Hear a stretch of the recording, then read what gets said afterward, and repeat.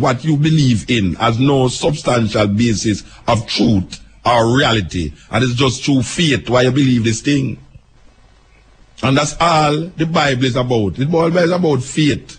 The Bible has nothing to do with if there's a tree in the garden of, because them name certain place that is geographically accurate, because them name certain name that we know say, well, maybe did exist, we now declare that this thing is true. But look at all that story like Superman. Look at all Batman in Gotham City in New York. No way, Batman don't live in New York, Rasta, but them use geographical areas that people is familiar with to present a fictional person. And nobody believes that there's a Batman in New York and there's a Superman flying all over the place. And that is what the whole heap of the Bible is. The whole heap of the Bible is like a Superman, Batman story, where this great Superman just come and save the world all the while when the world is in a problem.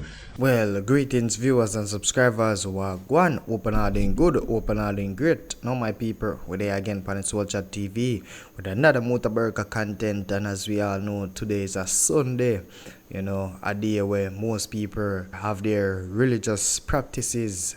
And I come across this video where Mutabaruka, the title of it is Most Christian Don't Know Anything About the Bible. And this one is really interested, my people, so you definitely want to stay tuned for it, because this will open your mind to a different level of understanding and a different level of consciousness, my people, because it seems like we as African people, we are lost into these religion, and they are steering us, yeah man, they are manipulating us to a level where we can't even think for our own, yeah man, we all about what the Bible said. Very interested, my people, so definitely stay tuned, because this is going to get really educational and also heated. So my people, before we get into it, to know it's a Black Power movement, drop a like and subscribe, share to a friend or a family so they can be a part of the movement. Now let's take a little walk and check out what Mutabaruka have to say, and share your thoughts and opinion down in the comment section afterwards. Let's walk. Okay, as we are telling you now, we're going to go to the meat of the matter now. We tell you say we are continuing our program over the start last year, and even though the year is so done, we have to catch up quick. As that we have to push in as much things as possible to soak in your brains. You understand? That you can understand certain things even wider and have a different and more conscious perspective, that when you're talking, you can talk with proper authority. You understand? This is a theological college of the cutting edge, right here on IRFM, Wednesdays, in Ocherios. We want to help all the people them in England who listen to it, like how they eat them breakfast. We love that. Don't know much about the Bible. Most Jamaican people have a Bible at their house. Most Jamaican people quote the Bible. Most Jamaican people don't read the Bible. But them all that tell us them believe in the Bible. We are say the Bible is a compilation of works by many different people over a different period of time, based upon of what them was going through, based upon of them ways to try explain certain things that going through in them life. Now we come and take it and we read it and claim say is the authority, the book of authority for life. We not going to give credence to that, because we don't know, say, a whole heap of that book there mess up bad. Hello, this is Ken Davis. When I was in the 6th grade, a building was going up across the street from my school. Like most 10 or 11-year-old boys, I preferred watching bulldozers in action and concrete being poured to whatever was being written on the blackboard. I spent a lot of 6th grade gazing out the window.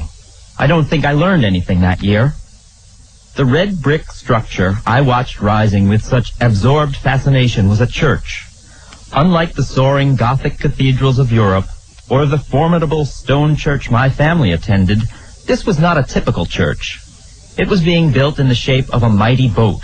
Presumably it was Noah's Ark.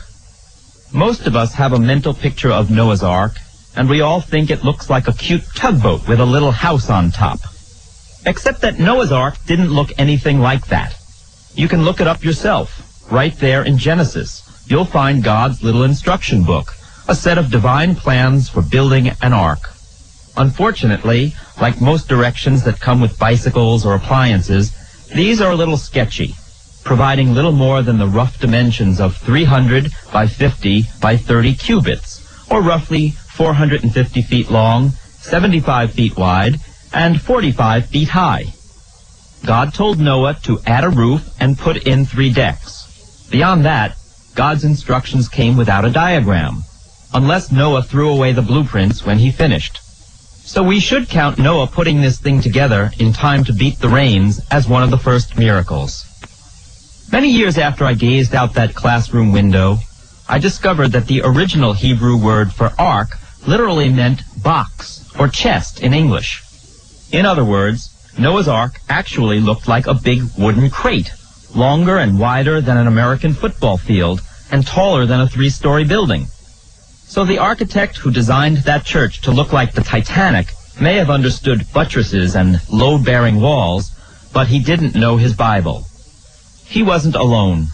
Millions of people around the world own a Bible, profess to read it, and follow its dictates. Many say they study it daily, but most of us have never looked at a Bible, despite insisting that it is important. According to one recent survey, 9 out of 10 Americans own a Bible, but half never read it. Why? For most folks, the Bible is hard to understand. It's confusing. It's contradictory. It's boring. In other words, the Bible perfectly fits Mark Twain's definition of a classic, a book which people praise and don't read. Not only do we praise the Bible, but we quote it daily in public and private. It permeates our language and laws. It is in our courts for administering oaths. Despite the First Amendment to the U.S. Constitution, it is on the Capitol steps when America inaugurates a president. It is cited by politicians and preachers, playwrights and poets, peace lovers and provocateurs. As its phenomenal sales prove, the Bible holds a special place in nearly every country in the world. There are complete Bibles in more than 40 European languages, 125 Asian and Pacific Island languages, and Bible translations into more than 100 African languages, with another 500 African language versions of some portion of the Bible. At least 15 complete Native American Bibles have been produced. In English, there are more than 3,000 versions of the entire Bible or portions of the Bible. The King James Version, first produced in 1611, and the Revised Standard Version remain the most popular translations, but publishers thrive on introducing new versions and specialty Bibles every year. The Living Bible, one contemporary paraphrased version, has sold more than 40 million copies since 1971. Around the world, active Bible study classes attract millions of students. So whether we worship in some formal setting or not, it is clear that people of nearly every nation remain fascinated by the Bible and its rich treasury of stories and lessons. To many of them, it is still the greatest story ever told. For millions of Christians, the Old and New Testaments make up the good book. For Jews, there are no Old and New Testaments, only the collection of Hebrew scriptures that are equivalent to the Christian Old Testament.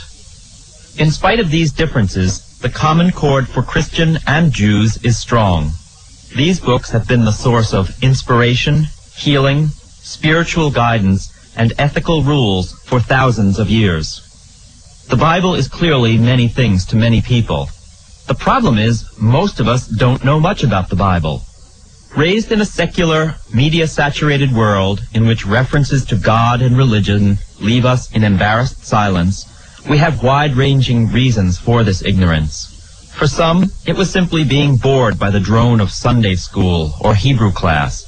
Others received their Bible basics from the great but factually flawed Hollywood epics like The Ten Commandments, The Greatest Story Ever Told, and The Robe. Even those who think they know the Bible are surprised when they learn that their facts are often half-truths, misinformation, or dimly remembered stories cleaned up for synagogue and Sunday school. Sure, most people have some recollection of Noah, Abraham, and Jesus, but they are less likely to know about the tales of rape, impaling, and ethnic cleansing routinely found in the Bible. These are timeless stories with timeless themes: justice and morality, vengeance and murder, sin and redemption. Raised in a traditional Protestant church with a full menu of Christmas pageants and confirmation classes, I thought I possessed a fairly solid biblical education. While attending a Lutheran college and later Jesuit Fordham University, I continued to study the literature and history of the Bible. But then, in writing an earlier book called Don't Know Much About Geography, I posed a few simple questions related to the Bible. Where was the Garden of Eden? What is the world's oldest city? Did Moses really cross the Red Sea? That's when I got some surprises. In researching the world's oldest city, for instance, I learned that Joshua's Jericho is one of the oldest of human settlements. It also lies on a major earthquake zone. Could that simple fact of geology have had anything to do with those famous walls tumbling down? Then I discovered that Moses and the tribes of Israel never crossed the Red Sea, but escaped from Pharaoh's chariots across the Sea of Reeds, an uncertain designation which might be one of several Egyptian lakes, or a marshy section of the Nile Delta.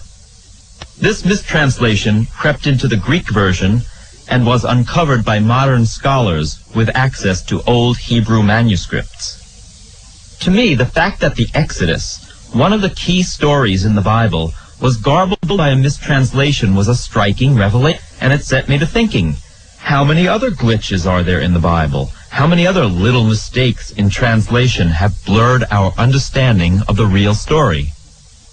My questions about the Bible took a more troubling turn when I wrote Don't Know Much About the Civil War. I discovered that Christian abolitionists and defenders of slavery both turned to the Bible to support their positions. Slaveholders pointed to the existence of slavery in biblical times, as well as laws and biblical commands requiring slaves to be obedient to justify America's peculiar institution. Abolitionists cited Jewish laws for emancipating slaves and sheltering runaway slaves, New Testament verses that suggested freeing slaves, and Jesus' commandment to do unto others as you would have them do unto you. How could the Bible be right for both of them? The moral quandary pitting slavery against abolition marked a turning point in American history. For the first time, doubt was cast on the Bible's authority. My own curiosity about these troubling questions of biblical authority and accuracy come at a time when new research and scholarship are challenging many accepted notions about the Bible. For instance, there have been startling discoveries drawn from the Dead Sea Scrolls, the ancient Hebrew Bible texts, unearthed 50 years ago in some caves in the desert near the Dead Sea. These scrolls, the oldest known versions of the Hebrew scriptures that make up the Old Testament, have added immensely to an understanding of Bible texts and life at the time Jesus lived. Even more dramatic and controversial are questions raised in the Gnostic Gospels, a book that explores a cache of 1,500-year-old Christian documents very much at odds with the traditional New Testament stories of Jesus. Discoveries such as these are prompting serious scholars to re-examine very fundamental questions. Who wrote the Bible? Did Jesus say everything we were taught he said? Did he say more? Don't Know Much About the Bible is aimed at answering these questions for an audience that still considers the Bible sacred and important, but just doesn't know what it says. Of course, these sorts of questions also challenge traditional notions about what the Bible says, and I suspect my approach will roil people who are possessive about the Bible. On balance, however, this is a program in which historical accuracy, cultural context, and removing confusion about archaic words and mistranslations are all given a place in understanding these ancient texts. I try not to interpret the Bible so much as explain what is actually in it. As a historian, I know that tampering with the Bible is a risky business. I'm sure that some people will not be happy with my work because it challenges conventional wisdom by asking questions. Many people have been taught not to question the Bible. They fear that if you pull one loose thread, the whole thing will unravel like a cheap suit.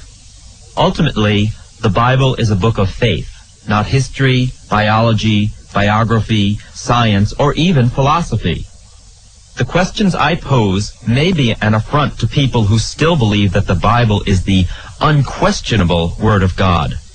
But for centuries, scholars and thinkers, many of them devout believers, have been raising legitimate doubts about the Bible.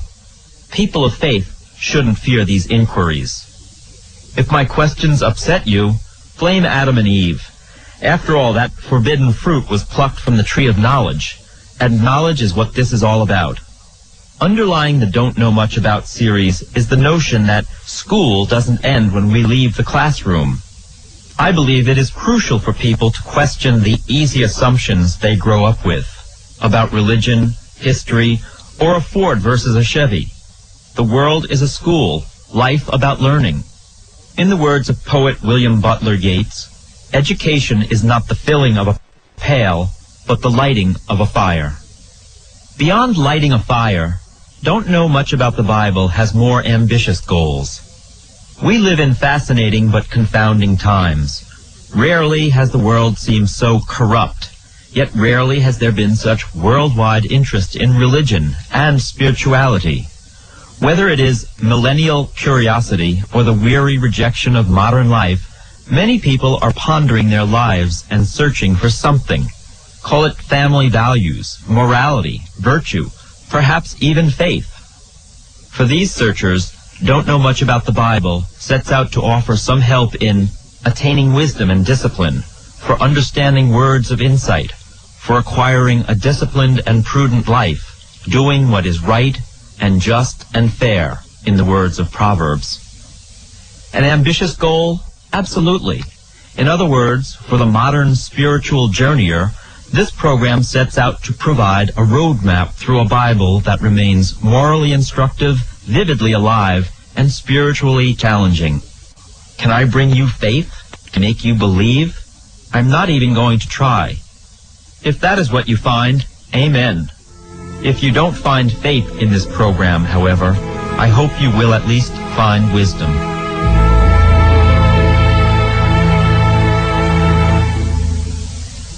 What is the Bible? Most people think of the Bible as a book, like a long and complicated novel with too many oddly named characters and not enough plot. Pick up a Bible. Hold it in your hand. No question about it, it's a book. But it's vastly more. The word Bible comes from the medieval Latin biblia, a singular word derived from the Greek biblos, meaning books. So, in the most literal sense, the Bible is not a single book, but an anthology, a collection of many small books.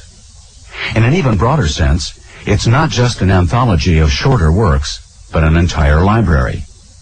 You might think of a library as a physical place, but it can also mean a collection of books. And the Bible is an extraordinary gathering of many books of law, wisdom, poetry, philosophy, and history, some of them 4,000 years old. How many books this portable library contains depends on which Bible you're clutching. The Bible of a Jew is different from the Bible of a Roman Catholic, which is different from the Bible of a Protestant. Written over the course of 1,000 years, primarily in ancient Hebrew, the Jewish Bible is the equivalent of Christianity's Old Testament. For Jews, there is no New Testament. Both the Jewish Bible and Christian Old Testament contain the same books, although arranged and numbered in a slightly different order. In Jewish traditions, their Bible is also called the Tanakh, an acronym of the Hebrew words Torah, for law or teaching, Nevi'im, for the prophets, and Ketuvim, for the writings. These are the three broad divisions into which the 39 books of Hebrew Scripture are organized. These 39 books lay out the law, traditions, and history of the Jewish people and their unique relationship with their God. Starting in the beginning, with the very creation of the heavens and earth, these 39 books follow the lives of the ancient founders of the Jewish faith, the patriarchs and the matriarchs, and recount the story of the people of ancient Israel in good times and bad. While many of us recall childhood stories of such Israelite heroes as Abraham, Moses, Joshua, and David, the true centerpiece of these books is the code of divine laws, primarily laid out in the first 5 books, or Torah, that both Jews and Christians believe was given by God to the prophet Moses more than 3,000 years ago. For Christians who worship the same one God of Judaism, this Old Testament is a significant part of their religion and traditions, but it is only part of the story, because their Bible also includes a second act, or sequel, which tells the story of Jesus, a man Christians believe was the Son of God. Its 27 additional books recount how most devout women established the Christian church just about 2,000 years. This quick literal answer question the Bible is an issue. Who would comment that the Bible is the divinely inspired Word of God, given to humankind through God's prophets? In other words, God dictated these Bible books word for word to men in his divine stenography pool. Centuries of research into the Bible present a far more complicated picture. The Bible is the culmination of an extended process, covered with centuries of inky human fingerprints, of storytelling, writing, cutting and pasting, translating and interpreting. That process began about 4,000 years ago and involved many writers working at different times, a fact that may still come as a distinct surprise to a good many readers. Are the Dead Sea Scrolls the original Bible? In the spring of 1947, while the British still controlled Palestine, Muhammad ed-Dib was tending goats in the arid rocky hills near the northern Dead Sea shore. The Dead Sea is actually a salty lake in the middle of a desert, the lowest point on the face of the earth, and one of the hottest and least inviting landscapes in the world. The fresh water flowing into it evaporates rapidly in the heat, leaving behind a thick mineral broth. Fish can't live in these waters, hence a Dead Sea. In the hills that surround the Dead Sea, the young goat herder dropped a stone into a cave and heard it hit something. Investigating further, he came across ancient clay pots filled with scrolls and scraps of old leather covered in mysterious writing. His accidental find was the beginning of one of the most momentous and controversial discoveries in history, that of the Dead Sea Scrolls. Muhammad's find launched a wider search of the surrounding area, generally called Qumran, approximately 10 miles south of Jericho, on a plateau overlooking the Dead Sea. After the initial discovery sent amateurs crawling all over these rocky hills, scurrying to find more scrolls, an orderly archaeological search of Qumran was eventually organized. Over the years, many more scrolls and remnants of scrolls were uncovered. 50 years after that first find, researchers are still trying to piece together all of the tiny bits and pieces of leather fragments preserved by the dry desert air. What is clear is that these ancient scrolls included some of the oldest known texts of the Hebrew Bible ever found. Written in both Hebrew and Aramaic, a Syrian language closely related to Hebrew, and the language spoken by Jesus, more than 200 biblical documents have been found. Some are almost complete, others are in fragments. The scrolls contain at least a portion of every book of the Hebrew Bible except the book of Esther. Sophisticated dating techniques have proven that some of these scrolls were written nearly 300 years before Jesus was born. Others came from Jesus' own lifetime, a turbulent period in ancient Palestine when Rome controlled a contentious, rebellious Jewish people. The Dead Sea Scrolls make two facts clear. By the time Jesus was born, an official list, or canon, of Hebrew books in the Bible had not yet been set.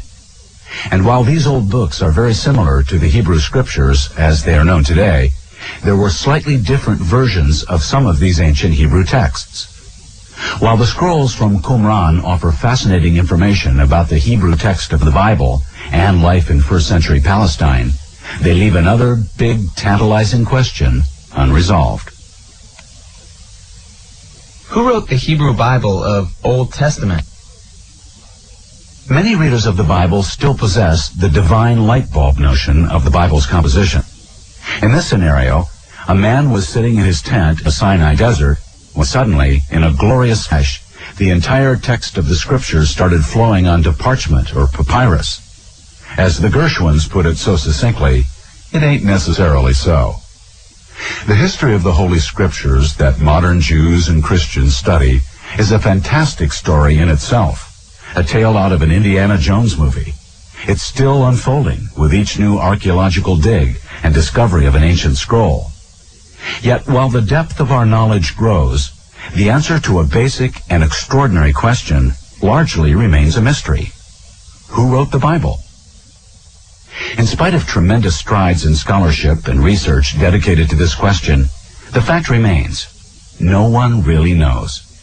And we will probably never know, short of some archaeological find of earth-shaking significance.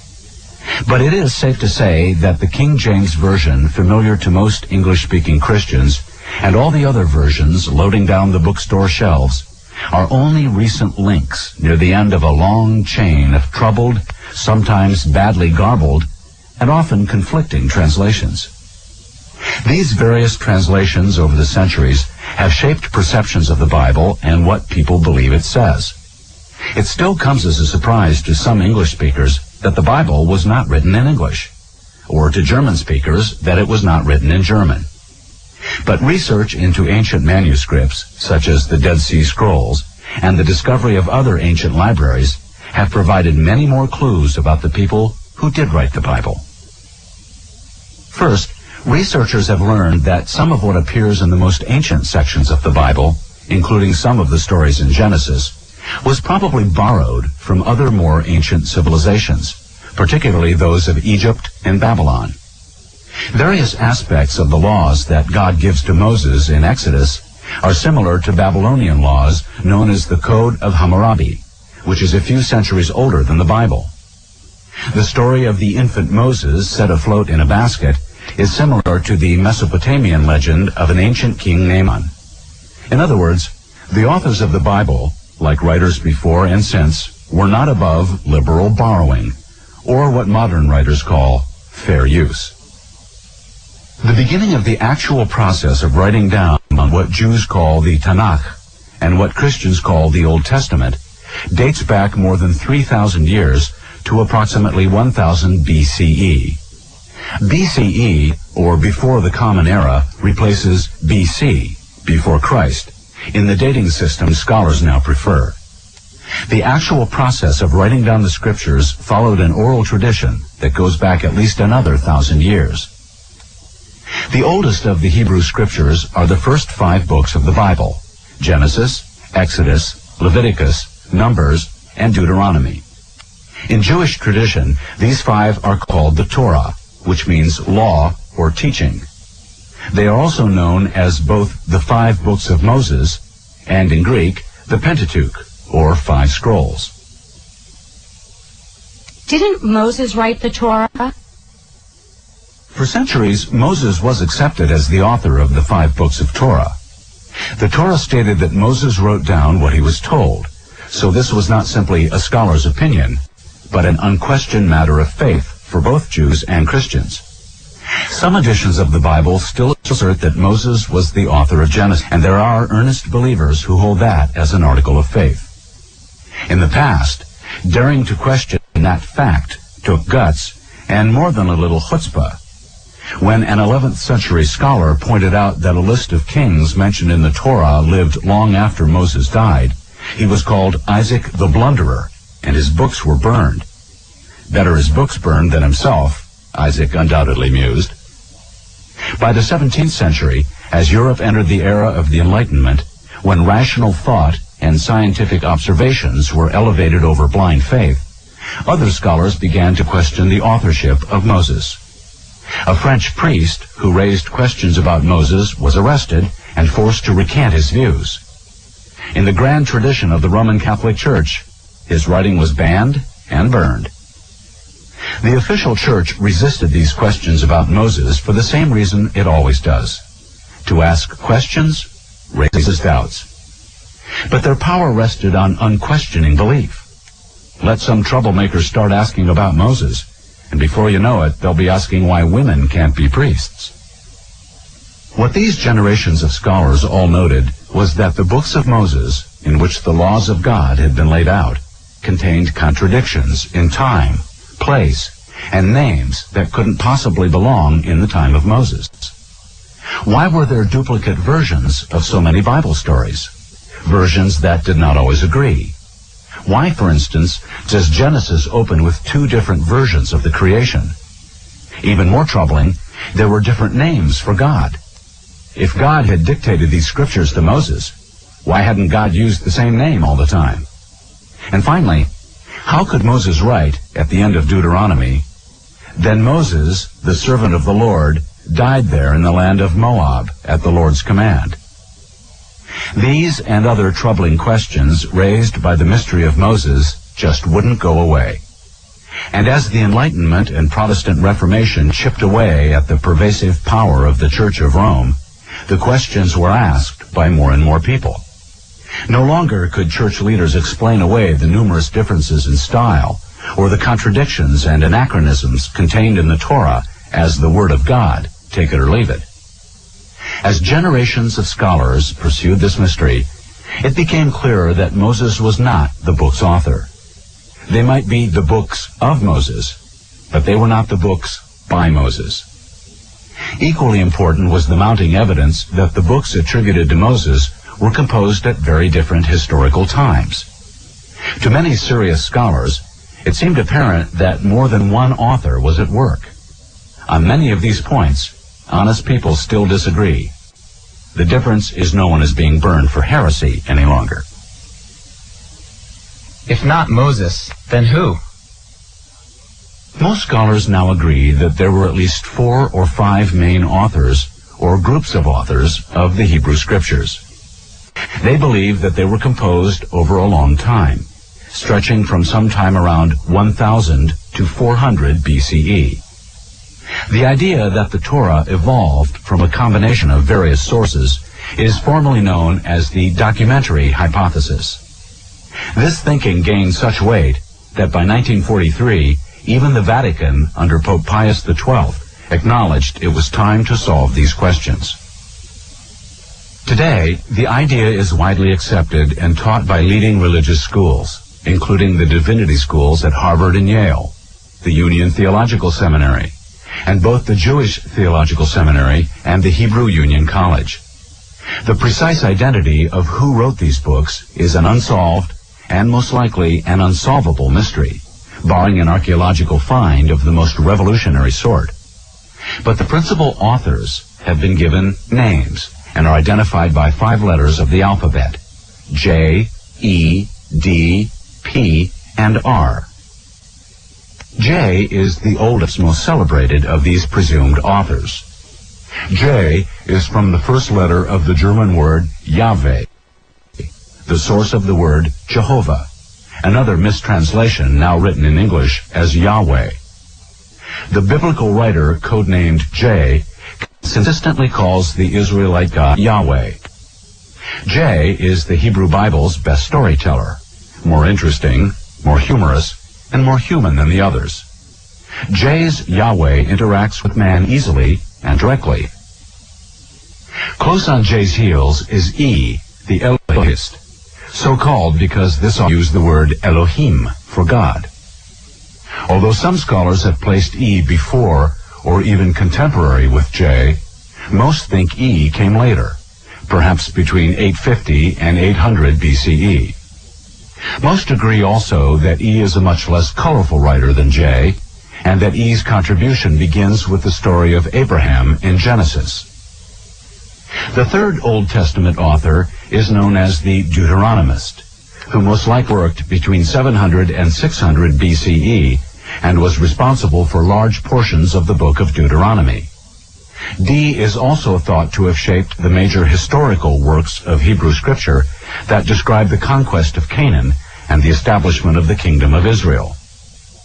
The texts credited to P, known as the priestly author, include some of the most familiar words in Western civilization, including "in the beginning," the creation account found in Genesis 1, and the first version of the Ten Commandments.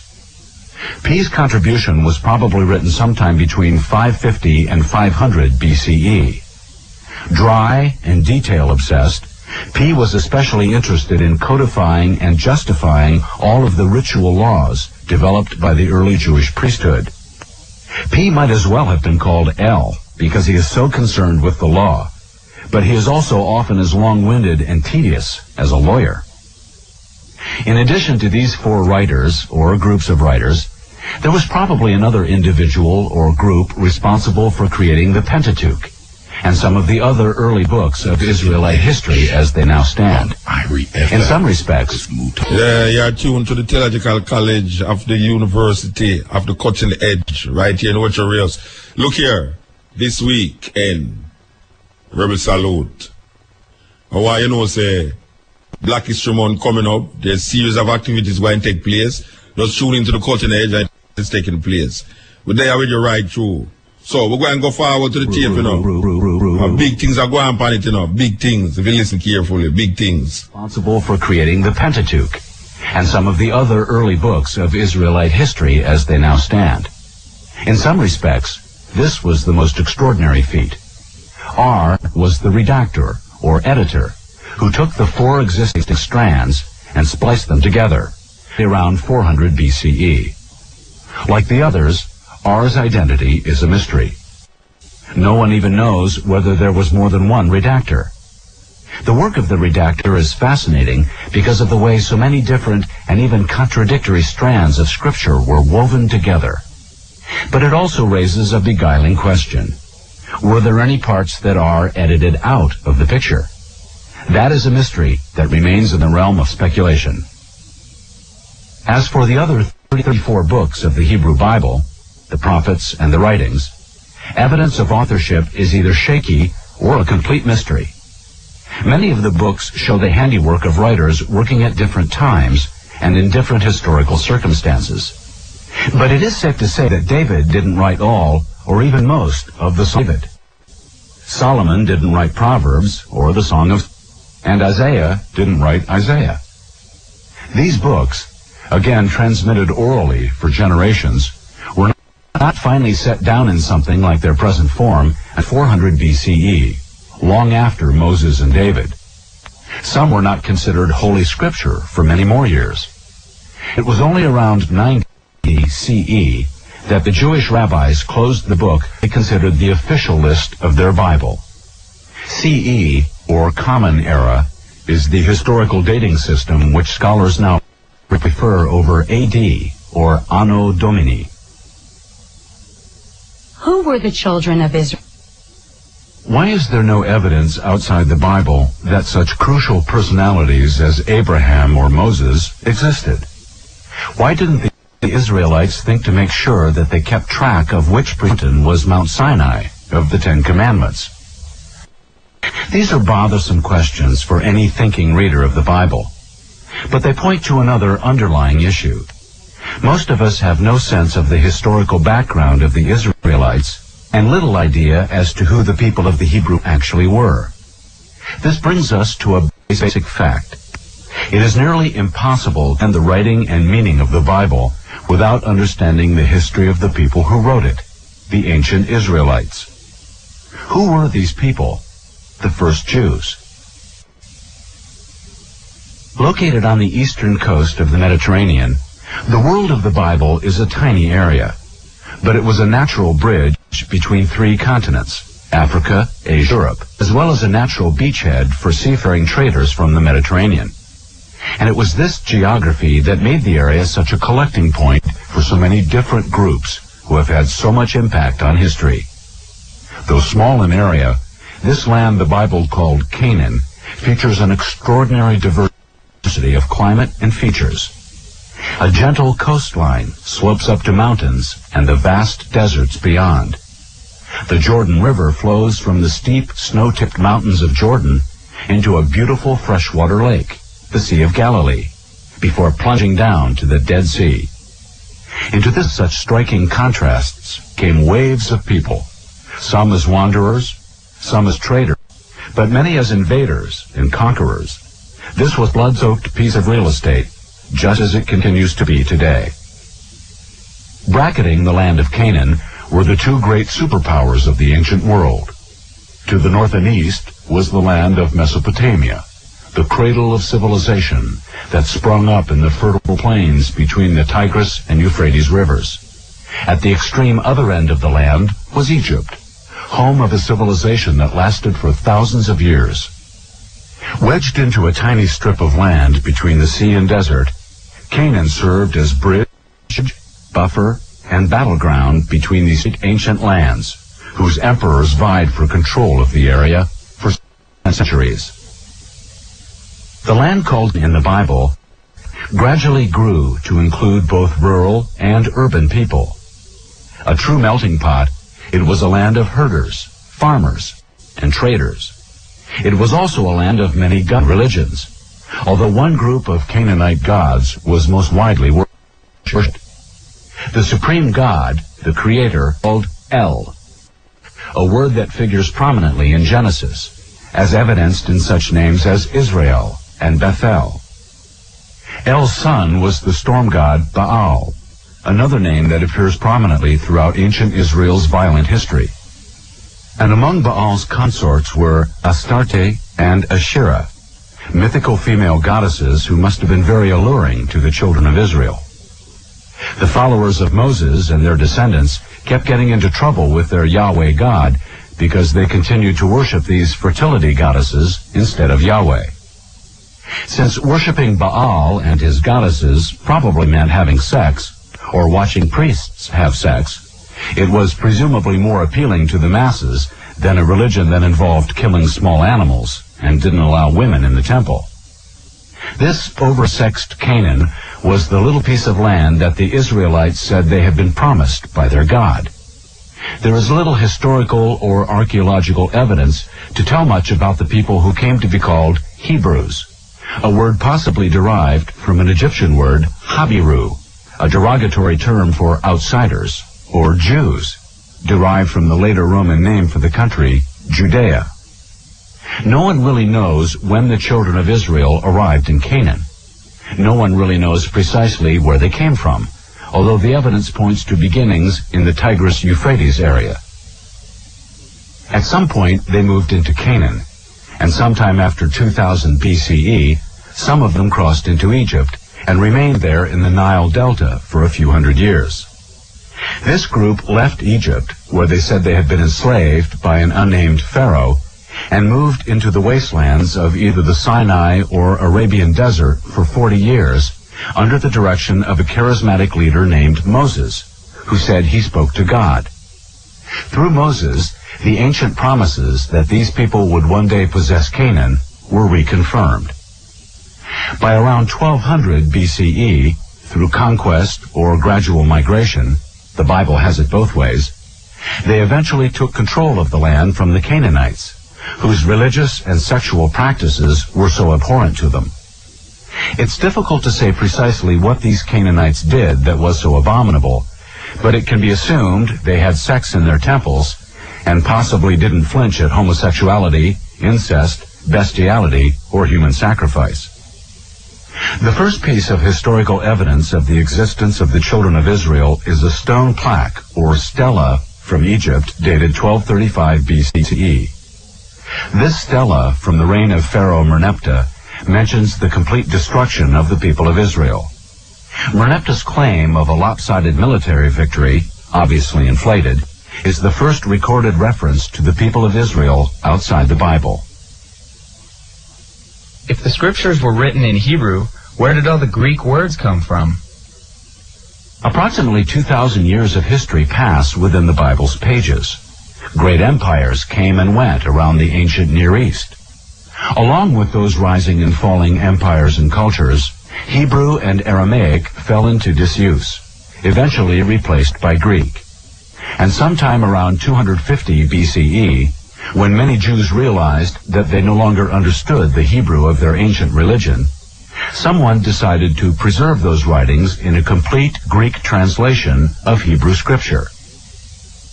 This Greek translation was later called the Septuagint, meaning 70. According to the legend, 72 elders, 6 from each of the 12 tribes of Israel, did the translating. Each of these elders produced exactly the same translation in exactly 72 days. The number was rounded off to 70. Modern scholars dismiss the 72 identical translations as legend. In fact, the work was begun because the large Jewish in Egypt elsewhere in the Hellenized or Greek-speaking world needed a translation from Hebrew, which had fallen out of use during the diaspora or dispersion of Jews throughout the Mediterranean world. The Greek Septuagint became the most popular form of the Hebrew Bible. It was the unofficial scripture of the early Christians who read the Hebrew laws and prophets in Greek. Roman Catholic Bibles, such as the Jerusalem Bible, still show this influence. Some of the books in the Septuagint were not considered holy by the Jewish rabbis, who established the official canon of their Bible. When the Christian church split during the Protestant Reformation, the Protestants accepted the Jewish canon. That's why the Protestant Old Testament is the same Hebrew Bible, except for the order and numbering of some books. However, Catholics consider the Septuagint holy, and Roman Catholic Bibles include 11 books that are not in the Hebrew or Protestant Old Testament. These books, called the Deuterocanonical books, are represented in modern Bibles in the Apocrypha. Apocrypha, not to be confused with Apocalypse, is from Greek by way of Latin and means hidden. To further confuse this issue, other Christian sects, such as the Eastern Orthodox churches, recognize even more books as sacred. In other words, for nearly 2,000 years, humans have been deciding what should and shouldn't be read as the divine word of God. All of them claim to be inspired by God in making those judgments, but all don't agree. The next major step in the process that led to the Bible as it is known today came when Latin, the language of the Roman Empire, replaced Greek as the Western world's common language. Beginning in 382 CE, a priest named Jerome began the process of bringing both Hebrew scriptures and the New Testament into Latin. Working for 20 years in Bethlehem, the traditional birthplace of Jesus, Jerome went back to the original Hebrew Aramaic texts instead of simply translating the Septuagint Greek into Latin. Jerome supervised the translation of a Latin Bible that was completed by 405 CE. His work resulted in the Versio Vulgata, or Common Translation, better known as the Vulgate Bible. To Jerome, Vulgata meant vulgar in the sense of commonly used, rather than the widespread modern meaning of vulgar. But this is a perfect example of how words change meaning, a significant factor in understanding the Bible. Many words simply do not mean in the modern world what they meant in Jerome's Latin 1,500 years ago. Among Jerome's decisions was to retain the use of the name Jesus, which was how the first century Greek writers of the New Testament had translated the Hebrew name Joshua. Of course, only priests and a few wealthy, educated individuals could read the Word of God. During this era, the scriptures were still copied by hand in the famed illuminated manuscripts of the so-called Dark Ages. Of course, few people could afford to own such a book, and few ever saw one. Fewer still could read it. The Latin Mass became the predominant form of worship in Europe, but most people had no idea what was being said in church. The advent of Gutenberg's printing press in 1450 meant the Bible could be mechanically produced, but even then, only about 200 copies of the Gutenberg Bible were produced, and it was still in Latin. But in the early years of the movement that came to be called the Protestant Reformation, begun in Germany in 1517 by Martin Luther, a few daring souls attempted to translate Holy Scripture from the Hebrew, Greek, and Latin into commonly used German and English. Like the mythical Prometheus, punished for bringing fire to mankind, some of these rebels would pay for their crimes. Some died for their belief that the Bible was for all the people to read. Every stand-up comedian, speaker, or preacher that the best way to get an audience's attention is to tell a good story. If the story is funny, that's even better. A little sin and sex? better still. That's why writers from Homer, Aesop, and the other, right through Shakespeare and up to modern Hollywood, have always dressed up their myths with great stories. That's one reason why the Bible is still around. It's full of great stories. And not just the simplistic virtue tales many of us remember from Sunday school. The Hebrew prophets often cloaked their messages in stories.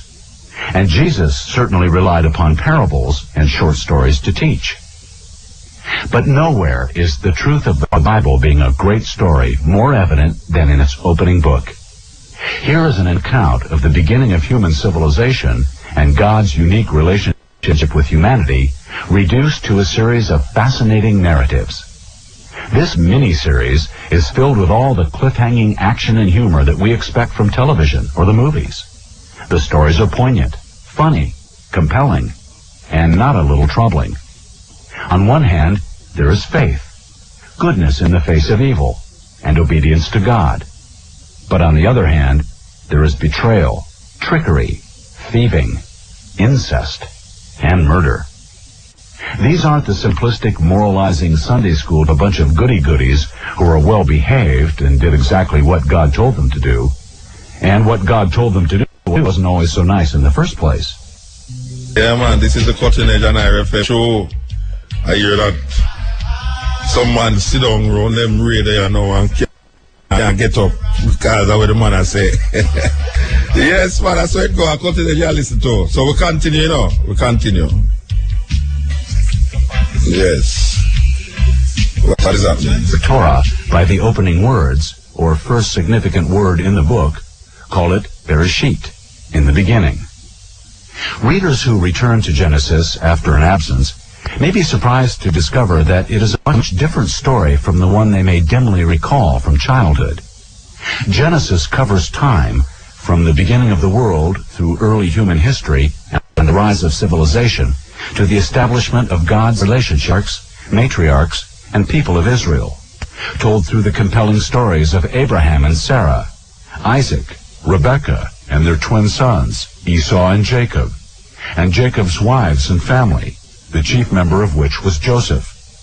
It ends with the death of Joseph and the Israelite sojourn in Egypt, setting the stage for Exodus.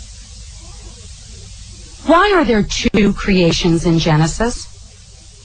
One of the most sudden and shocking surprises to readers who might be vaguely familiar with the biblical creation story but have never read the Bible is that there are actually two creations in Genesis, separate and unequal. Version 1 begins comfortably well-known, in the beginning. Out of nothingness, and simply by speaking, God creates an orderly world and humanity. In this first creation, which begins in the first chapter of Genesis, it takes God 6 days to create the heavens and earth. Then come the animals, and finally, man and woman are created equals in God's image. After a hard week at the office, God decides to put his feet up and take a day off, instituting the first Sabbath. The second version of creation is set in the Garden of Eden. It makes no mention of the number of days God took to accomplish this heavy lifting, and the order of creation is different from the first account. In the second version, man is created before the trees and other animals. The other big difference in this second creation is that man is created first, and then woman is created out of man. Side by side, these are clearly two different stories bringing substantially different details. This is where the J versus P version of biblical events discussed earlier first comes into focus. The first of the creation stories is attributed to P, the priestly writer. God creates the heavens and the earth out of nothingness, a void. On 6 successive days, P describes the Creator neatly making the universe, setting up shop on earth, and finally getting around to making people. In the words of the King James Version, so God created man in his own image. In the image of God created he him. Male and female created he them. Clearly, in the first creation account, there is no differentiating between male and female. God creates both sexes at the same time, both in his image. Of course, this first creation account raises all sorts of troubling questions on its own, even without a competing version in the next chapter. Who is this us that God mentions when he says, "Let us make man in our image"? So far, the creation hasn't included anyone else. Is it the regal us? And if mankind is created in God's image, does that mean we look like God? And would that image be black or white? European, Chinese, or Eskimo? If man and woman are created together, both can't literally be made in God's image, can they? And if God says this creation is good, why does it go so bad? Of course, questions like these have puzzled philosophers and religious thinkers for centuries, filling libraries with discourses on the nature of God and creation. Certainly, those problems are vexing enough. But Genesis complicates matters, and the creation story is retold with significant changes. In this version, attributed to J, God creates earth and the heavens, and then makes Adam from the dust of the ground. He sets Adam down in Eden, where there are trees that are pleasing to the sight, as well as the tree of life and the tree of the knowledge of good and evil. After that, God makes the animals and birds to keep man company. Seeing that Adam is still lonely, God makes woman out of one of Adam's ribs. In this account, there is no mention of how many days this took, and when, or if, God rested. These stories were not entirely original. Both the first creation account, in which God speaks and the world is made, and the second creation account, starring Adam and Eve, share similarities to other creation myths of the ancient Near East. The myths of Mesopotamia, the two great civilizations that bracketed the land of the Israelites, also celebrated the concept of a divine word. In other words, the ancient Israelites drew upon commonly held beliefs about the creation, ancient folklore that came from the lands and people that had the most impact on the ancient Near East. That basic fact will be repeated often throughout Genesis. The difference was that in Genesis, it was shaped into an account of a special ship between the Israelite God and humanity that had no precedent. Nature gods, whose behavior was more human than divine, were transformed by the Israelites into a personal God with a very clear and rigid moral code. This God was going to make these people his, but they had to toe a very sharp line of good behavior, or else. Much of the Hebrew scriptures will tell the story of what happens when the children of Israel don't keep up their end of the promise. Who was right, Genesis or Darwin? How do you balance a belief that the world was created by divine pronouncement a mere 6,000 years ago with scientific observations that modern humans walked 100 years ago and a galaxy was born 13 billion years ago? This is the war between science and faith. It's not simply some drawing room argument or a nice academic debate over sherry in an ivory tower. The question of science versus faith has spilled into classrooms and courtrooms over such major controversies as cloning, Christian Science, and creationism. Until Charles Darwin rolled into 1959 with his notion of natural selection, most people accepted that God made the world in 6 days and then he rested. For nearly 4,000 years, many people accepted Genesis as a perfectly viable account of the world's beginnings. Then science turned into the skunk at the garden party. When Copernicus and Galileo suggested that the Earth revolved around the sun, they were mocked, or worse. In 1616, Galileo was accused of heresy, placed under house arrest, and prohibited from further scientific inquiry. Then Darwin's Origin of Species proposed that man had evolved slowly, sharing common ancestry with the apes. Most of the religious world did not take kindly to this suggestion. It was one thing to discover that Galileo had been right about the solar system. It was another to accept that humankind was kissing cousin to the monkey. The challenge remains, more than a century after Darwin first proposed the ideas that formed the basis for modern evolutionary theory. can science and religion coexist? Nowhere is that battle more clearly defined than in the question over the divine creation. As many creationists like to point out, evolution is just a theory. And that's true. In a purely scientific sense, all theories can only be disproven. But theories can also be supported by evidence. And the past 100 years have provided ample evidence to support and expand the scientific view, not only of human origins, but of the origin of the universe. Putting Genesis in a biology or genetics class, however, makes about as much sense as teaching the changing of water into wine, Jesus' first miracle, in a chemistry class. But that does not mean that scientific and religious theory cannot somehow be brought together. As science explores further and further past the known world, whether it means seeing 13 years into the universe's past, or using DNA strains to push humankind's origins back another million, science is ultimately left with more questions. The notion that the universe is all energy has forced scientists who deal in the astonishing world of quantum physics to look past their equations to a universal creative force. At the same time, to accept that the Bible is filled with poetry, allegory, teaching parables, and other stories doesn't alter the fundamental truth to be found in the Genesis accounts. As Pope John Paul II said when he gave support to Darwinian evolution, if the human body has its origin in living material which pre-exists it, the spiritual soul is immediately created by God.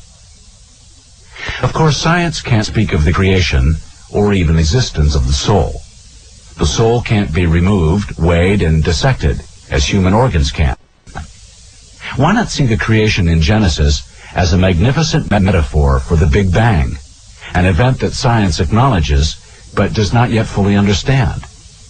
Viewing the opening words of Genesis as a poetic account of this cosmic instant of creation, when matter essentially burst out of energy, doesn't alter the essential truth of Genesis for those who believe it.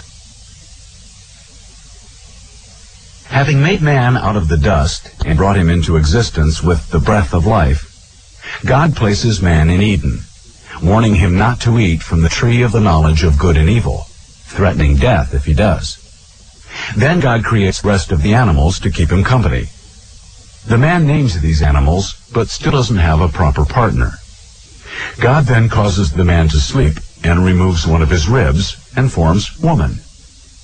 The man and woman are naked in the garden, unashamedly enjoying sex. Along comes the serpent, and the woman is convinced to eat from the forbidden tree. The serpent promises her that she will be like God, or gods, depending on the translation. The woman agrees, then gives the fruit to the man, and he eats. Their eyes now open to their nakedness, feel shame they came, and sow fig leaves in cloths, and try to hide from God. Out for a stroll, God finds them hiding, and asks who told them they were naked. The man quickly establishes the human tradition of finger-pointing by saying, "The woman whom you gave to be with me, and I ate." God is not happy. It is the first of several biblical in which you will wonder if this man thing was such a good idea after all.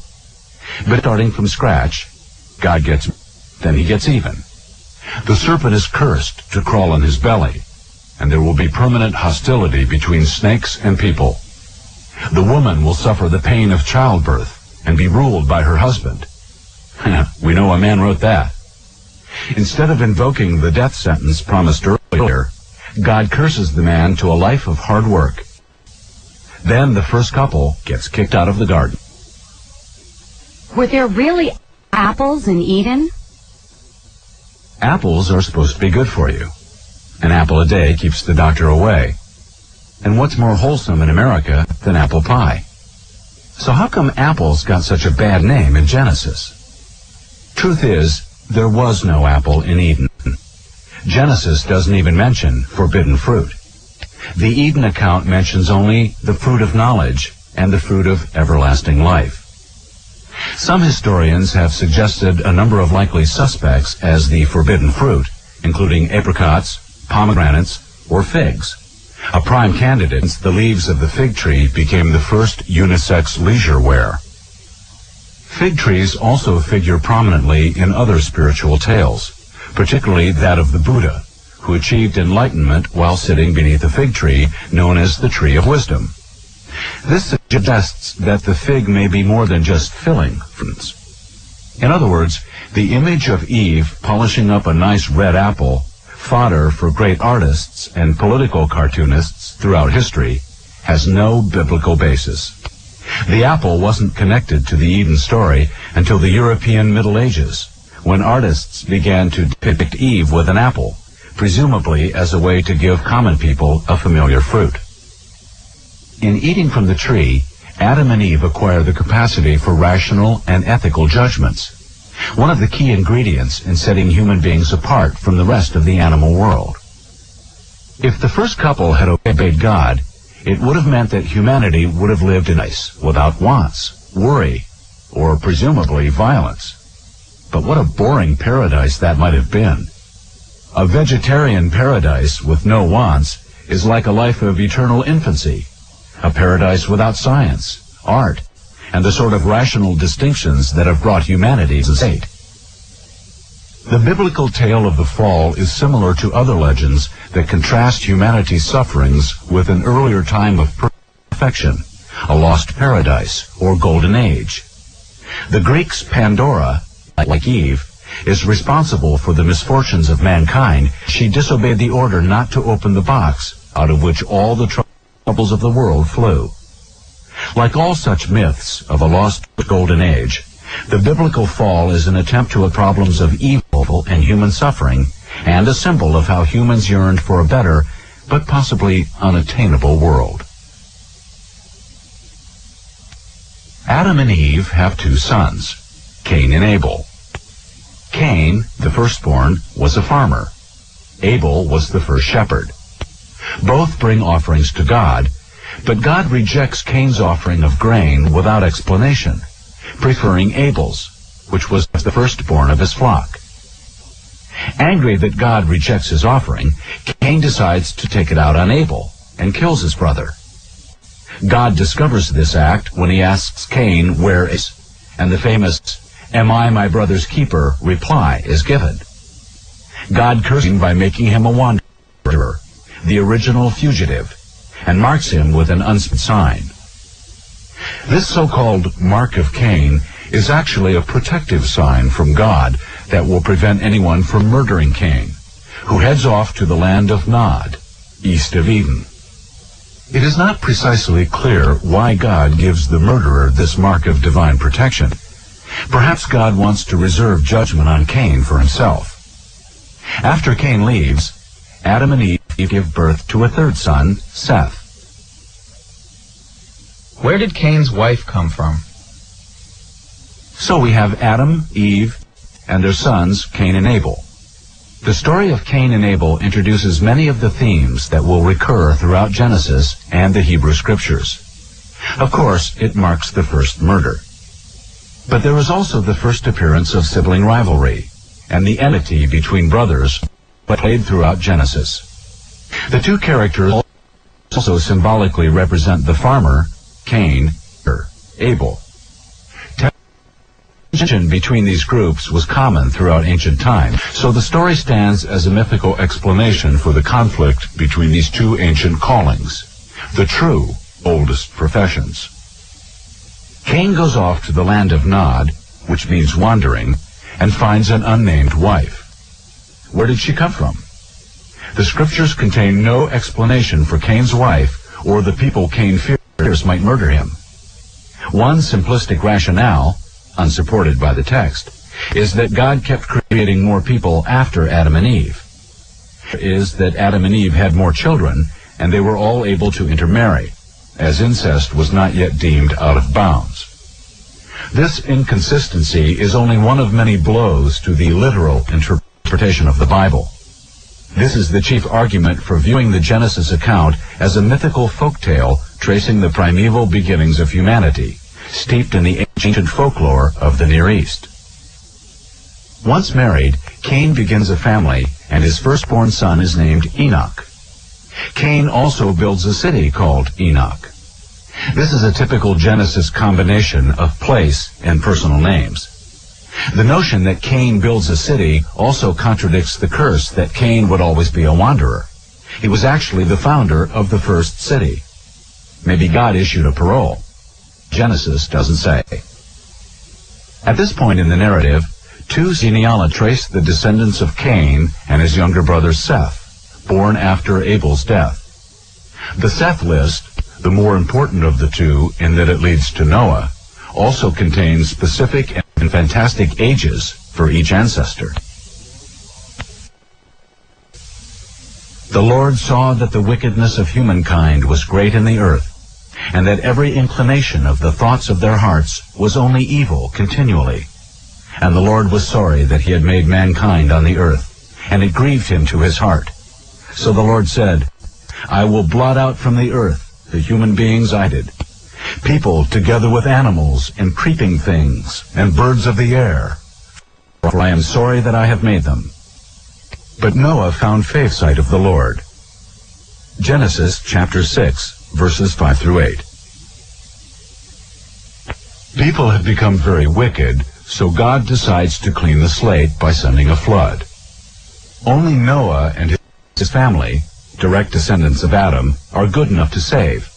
So God orders Noah to build a boat, or an ark, from the Hebrew word for box. Yeah, this is the Continent on RFM. We have a message, you know. We want to yell up Baltimore plan, you know. Yes, we can't take them only for accident. We are going around Baltimore, you know. Anyway, look here.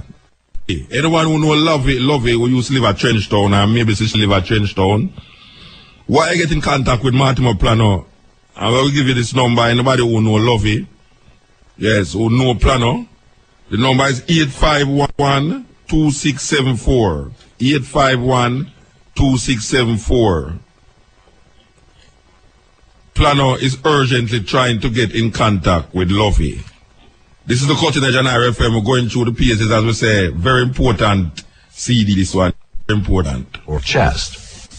Noah is told only to take their 3 sons and their wives aboard, along with pairs of all animals and birds. This is where Ark's story gets a little confused, and it's clear that someone mingled the separate J and P accounts of the flood into a single narrative that is sometimes contradictory. One account calls for pairs of every animal on the earth. The other calls for 7 pairs of clean and unclean animals and 7 pairs of each species of birds. The flood comes not just from the rains, but up from below the earth in a kind of reverse creation. Water covers the earth, killing everyone and everything, the innocent with the guilty. It rains for 40 days and 40 nights. But the account also says the water covered the earth for 150 days. When the water recedes, the ark comes to rest on the mountains of Ararat. Then Noah sends out a series of birds. The first, a raven, doesn't return. The second, a dove, returns, as there is nowhere to land. The dove is released again, and this time returns with an olive branch, indicating that the waters have begun to recede. The dove is sent out once more and does not return. Finally, God simply tells Noah to go out of the ark and to be fruitful and multiply on the earth. Noah and the missus and the kids then set out to repopulate the world. Noah takes time to make a burnt offering of the animals and birds he has just saved from destruction. Pleased by Noah's thought, God says, I will never again curse the ground because of humankind, for the inclination of the human heart is evil from youth. Nor will I ever again destroy every living creature, as I have done. As a sign of this covenant, or promise, God sets a bow in the sky, presumably a folkloric explanation for rainbows after a rain. As a part of this new covenant, or agreement, God blesses Noah, gives him a new set of dietary laws.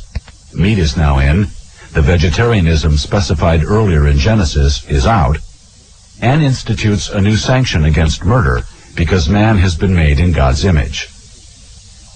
The Noah story serves as a symbolic second creation tale. God realizes his flaws, and starts over. It is not exactly a comforting picture of God. This God of the flood seems rather impatient, unforgiving, and testy. Apart from Noah, who is described as righteous, and his family, there is apparently no one else in all of creation worth saving. The innocent, including the animals of the world, are caught up with the guilty. Was Noah the first drunk? Things are not perfect in the new creation after Noah and the kids settle down, especially when the fruit of the vine makes its first biblical appearance. Noah becomes the first man to plant a vineyard, invents wine, and then discovers getting drunk. While Noah is lying in his tent, naked and drunk, his son Ham accidentally walks in and sees Dad in this state. He tells his brothers Shem and Japheth what he saw, and they discreetly cover their father without looking at him. When Noah discovers that Ham has seen him in his birthday suit, he isn't too happy. Without explaining why this is such a bad thing, Noah curses his son.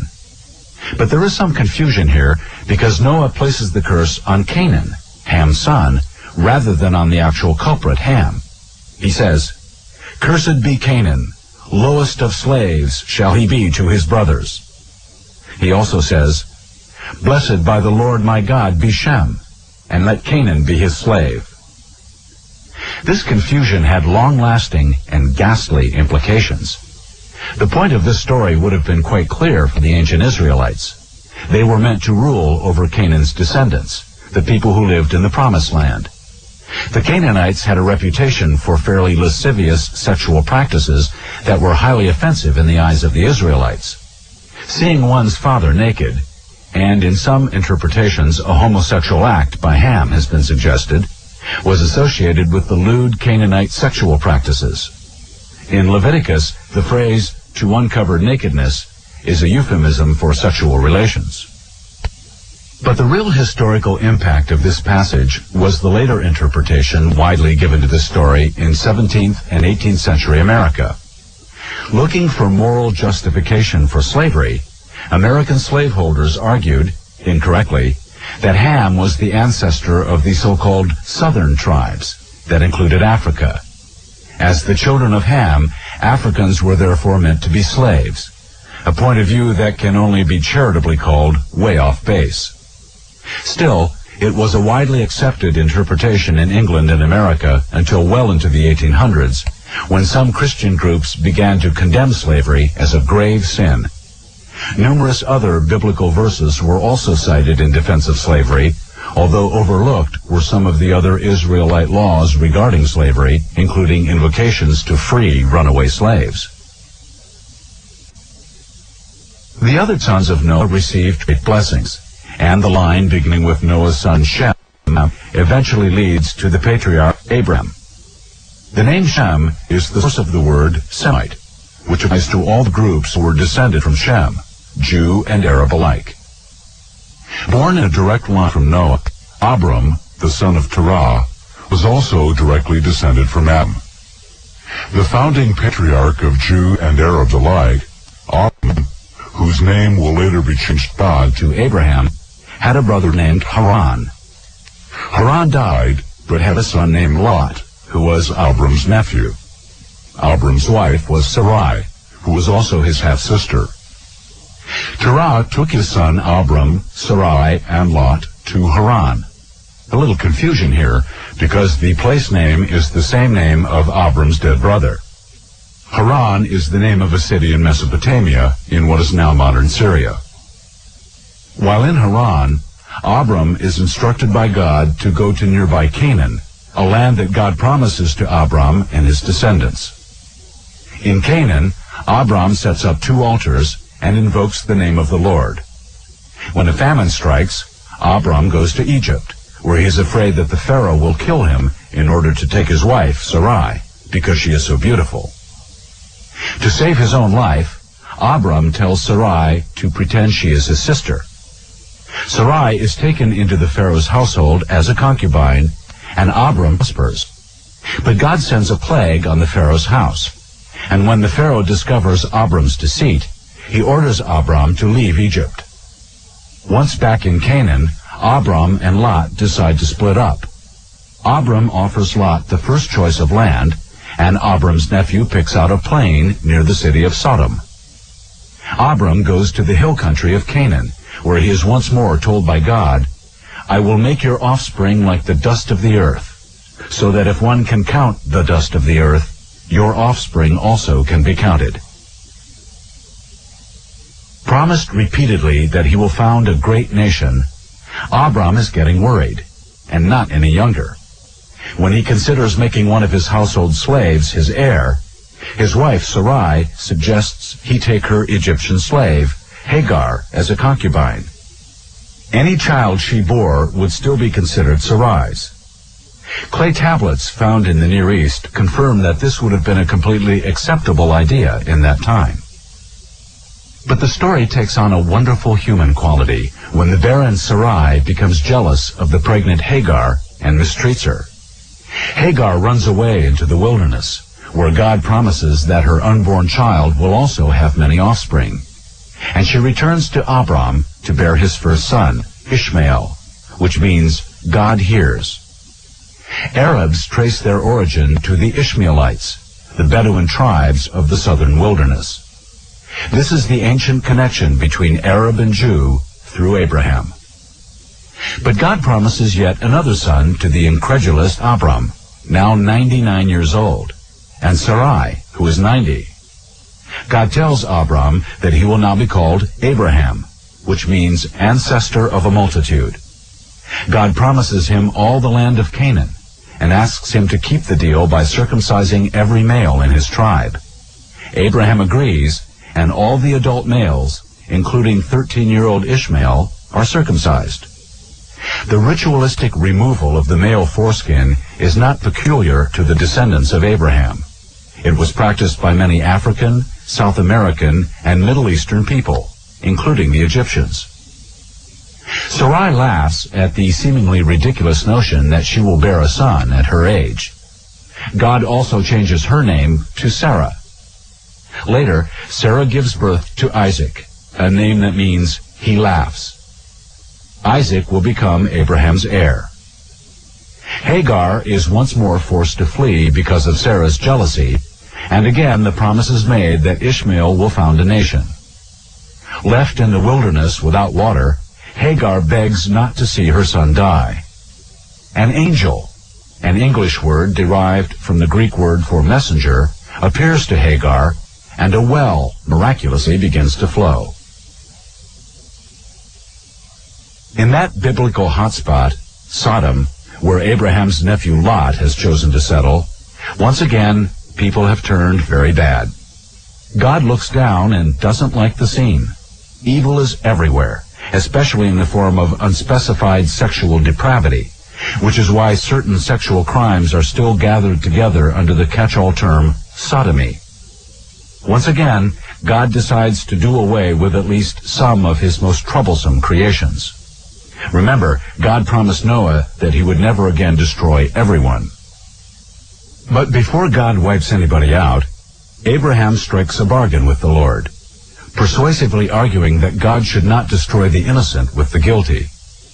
Abraham haggles with God, negotiating down from 50 righteous men to 45, then 40, then 30, then 20. God finally agrees that for the sake of 10 righteous men, the town won't be destroyed. Apparently, 10 aren't to be found. 2 angels in human form, sent to warn Abraham's nephew Lot of Sodom's impending doom, are welcomed into Lot's home, fed, and offered beds for the night in the best tradition of ancient hospitality. But a lusty and unruly crowd of Sodom's men demands that Lot turn over these strangers so that they might know them. Clearly, the crowd is not the welcome wagon. Faced with turning his guests over to a certain homosexual gang rape, Lot refuses, even going so far as to offer his 2 virgin daughters to the frenzied mob. He views his obligation as host as greater than his role as father. The crowd angrily presses in on him, and Lot is pulled back into his house. The angels tell Lot to take his family away. Sodom is about to be leveled. Lot's future sons-in-law don't believe them and refuse to leave. Even Lot is slow to take the hint, so the angels lead him, his wife, and their 2 daughters out of the city. Sodom and nearby Gomorrah, whose specific evils are curiously never spelled out, are destroyed. On the way out of town, Lot's wife ignores the warning not to look back. As fire and brimstone rain down on the wicked twin cities, she is turned into a pillar of salt. The account of Lot's wife is another version of a common mythic theme. Someone is punished for looking back against divine or heavenly instructions. In the Greek myths, for instance, Orpheus goes to the underworld to recover his beloved wife, Eurydice. As they leave the underworld, he ignores the instruction not to look back, and Eurydice is lost to him forever. In the case of Lot's wife, the ancient tale has been cited to explain the peculiar salt formations that surround the Dead Sea. Having waited until he was 100 years old for the son and heir who would fulfill God's promise, Abraham is told by God to take the boy and offer him as a burnt sacrifice. Abraham never questions this directive in the Scriptures. He simply does as he is told, offering blind obedience to a God who would make him kill his beloved child. Even when the boy asks his father where the sacrificial lamb is, Abraham answers only, God himself will provide the lamb. Only as Abraham binds the boy, lays him on the altar, and holds the knife over him, does an angel stop him. Abraham is told that he has passed the test. He fears God. A ram is substituted for the young boy on the altar. Would Abraham really have done it? The story of Abraham sacrificing Isaac is a central moment in the Bible, but it raises a number of disturbing questions. Is that kind of devotion or obedience to a divine call acceptable? Would Abraham actually have gone through with it? And what kind of God would ask a parent to do this, even as a test? To many people, it has always seemed an unnecessarily cruel test of faith. There is nothing that Abraham does in the story to suggest that he had any second thoughts about this divine request. He doesn't make the same kinds of arguments for his own son that he made for the citizens of Sodom, complete strangers. Sarah is also silent in this episode. Did she try to stop her husband? Did she know what he was up to? All interesting questions, but they lie in the realm of speculation. Of course, whether this event actually happened is also purely speculation, just like the very existence of Abraham as a real person rather than a mythic character. Maybe this episode was another legend designed to demonstrate what unshakable faith means, and that God had done well in selecting Abraham to be the founder of the chosen people. But there's another angle to this story, not usually discussed in Sunday school. In some cults and religions of the ancient Near East, human sacrifice was still practiced at that time. In fact, Hebrew law even states that the firstborn offspring of humans and animals were to be offered to God. The aborted sacrifice of Isaac has been interpreted as a symbolic moment in which human sacrifice was rejected by God. Unfortunately, the practice didn't stop with Abraham. As the later history of ancient Israel shows, human sacrifice continued in Jerusalem for centuries. After Abraham's wife Sarah dies at age 127, he buries her in a cave in Hebron. Significantly, he purchases the burial land from the local people, the Hittites. And the verses elaborately explain the great measures Abraham took to stake a legal claim to this land. This is a crucial passage, one of the oldest recorded real estate deals, which is viewed as a legal confirmation of possession of land that had already been divinely promised. In other words, God's word is one thing, but a deed is better in court. Abraham also realizes that his son Isaac should have a wife, but does not want a woman of Canaan. One more dig at the Canaanites by the Genesis author. In one of the longest narratives in Genesis, Abraham sends a servant back to his homeland. At Nahor, near Haran, the servant encounters a beautiful girl at a well. Again, there is a confusion of place and personal names.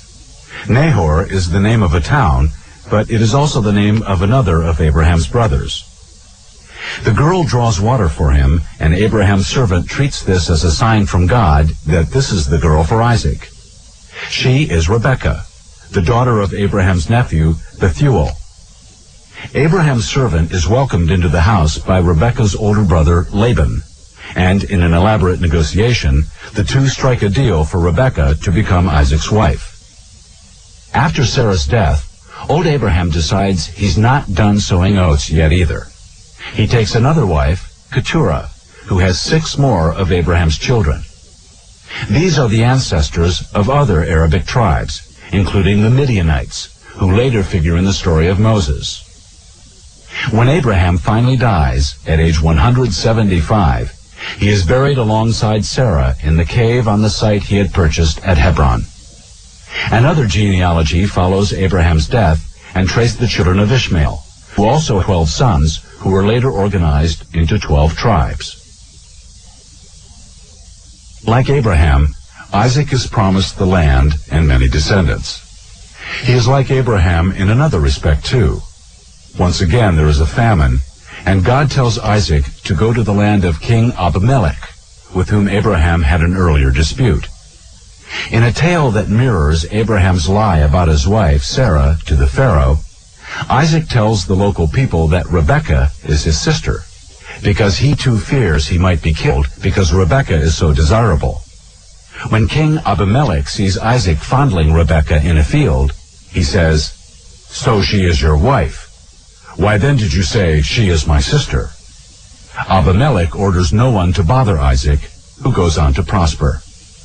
King Abimelech is identified here, and in an earlier episode, as the king of the Philistines, the tribe that will play such a prominent part in the early history of Israel.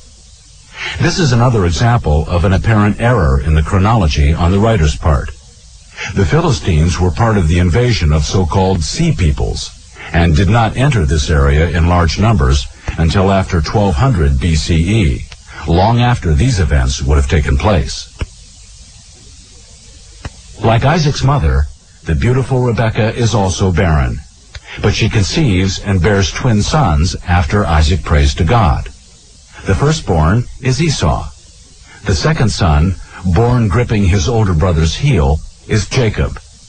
The common mythic theme of hostile twins is played out here as accounting for the two related tribes, the Israelites and the Edomites.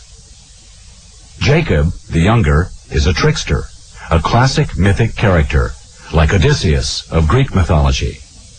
He becomes a shepherd and was favored by his mother. Esau is the hunter, slow-witted and easily deceived, but he is Isaac's favorite.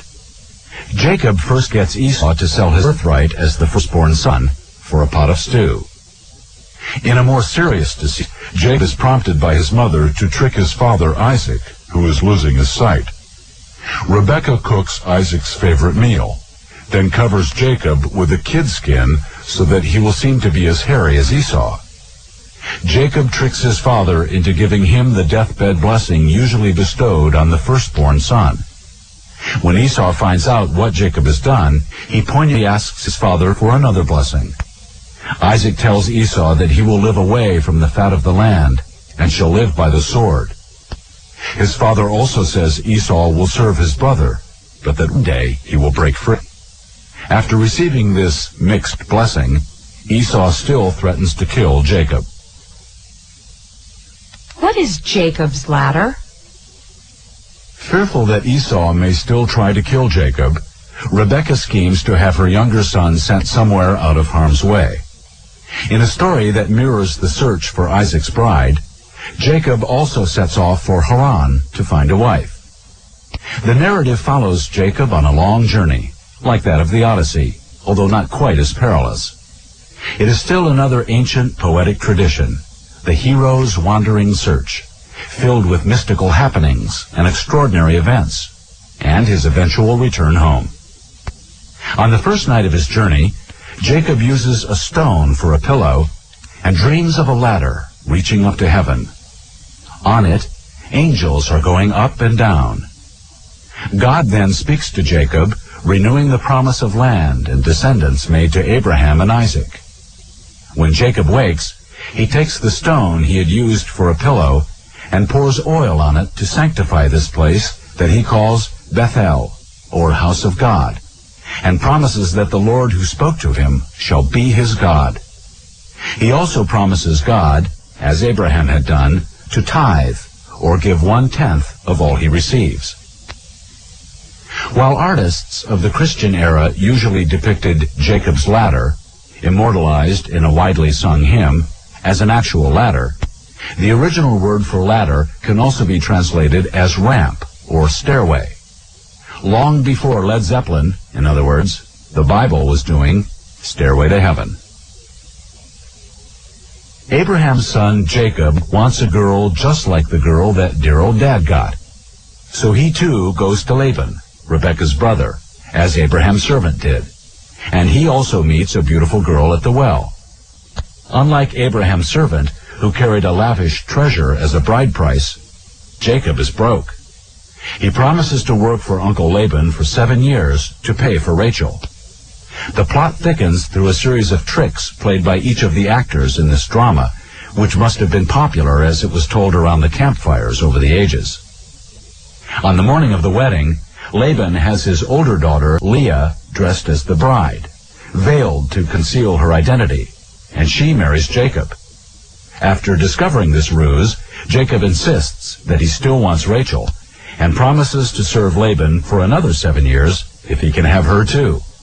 Laban agrees, and now Jacob has 2 wives and another 7-year hitch to serve. But he manages to keep busy in that time, siring a flock of children, even though his beloved Rachel is barren. First, Leah produces 4 sons. The envious Rachel gives her slave, Bilhah, to Jacob, and Bilhah has 2 sons. Leah, who had stopped at 4, wants more sons. So she gives Jacob her maid, Zilpah. She too produces 2 sons. Leah isn't finished after all, and has another 2 sons and a daughter. Finally, Rachel's infertility is cured, and she has 2 sons, although she dies in childbirth with her second son. Before very long, Jacob has a baker's dozen of children. How did Jacob become Israel? Jacob, the trickster, gets his own revenge on Uncle Laban when they make a business deal regarding the herds that Jacob has been tending so successfully. Jacob and Laban agree that Jacob can keep all the spotted and speckled sheep and goats, and all the black goats in the flocks. But in the night, the crafty Laban tells his sons to remove all the striped male goats, the speckled female goats, and the black lambs from the herds. Jacob has a few tricks of his own, though, and in a story that combines magic with some early genetic engineering, Jacob places striped sticks in front of the healthiest and strongest animals of the flock in breeding time. When the newborns arrive, the magical sticks have produced many striped, spotted, and speckled young. Jacob continues this process until he has successfully bred a strong herd of livestock that will be his, getting the better of his deceitful uncle. Laban and his sons aren't happy about Jacob's ruse, and God sends an angel to Jacob, warning him to leave Laban's house. After 20 years of service to his uncle, Jacob sets off with his wives, children, and flocks, without telling Laban. Before leaving, Rachel steals her father's household gods, the small wooden or stone carved idols people kept around the house for good luck. Laban catches up to Jacob and his caravan and begins to search for anything Jacob might have stolen. Rachel sits on her father's gods, and when they come to search her, she tells them she is menstruating and can't get up. The household gods were idols, typical of the cults worshipped in Canaan and elsewhere in Mesopotamia. Small carved statues or fertility symbols, they were typically placed throughout a home, just as people still hang pictures of saints or crosses. The episode in which the menstruating Rachel hides these idols would have been told by the Israelites with derisive mockery, as Rachel sat on the idols in her time of uncleanness. Yeah, this is the Cutting Edge and IRFM coming through. You know, so over the years we focus on religious things, spiritual things from this program because we feel say that is one of the confusing issue in the minds of the Jamaican people for years, especially when it come on to them own faith, especially when it come on to the Christian faith in Jamaica. As the man say, most people have a Bible, most people don't read it. And our brother just called me a while ago and he might try to show me a thing and me ask him something else and he might say me I go around, you know. I mean, it's kind of ridiculous when we talk to certain people. This year me not gonna have no patience with certain reasons, you know. We are telling the truth. We don't have certain patience with certain reasons because them things that take up my time, more time. I take up my energy. You understand? But it was amazing about the Noah story. Cause, you know, I always go back to this Noah story. And I hear Mr. Chisholm try explain where a logic still. Pan a young program when they have the brethren the name Fagan from up Blue Mountain there. I hear Mr. Chisholm try explain where the idea of the ark and the whole heap of animal them in it and you know it clean out. They might try to show something in there, but isn't it amazing that before the ark, this God that them talk about in the Bible recommended a vegetarian diet for people. Then them come and wash the whole earth and kill everything.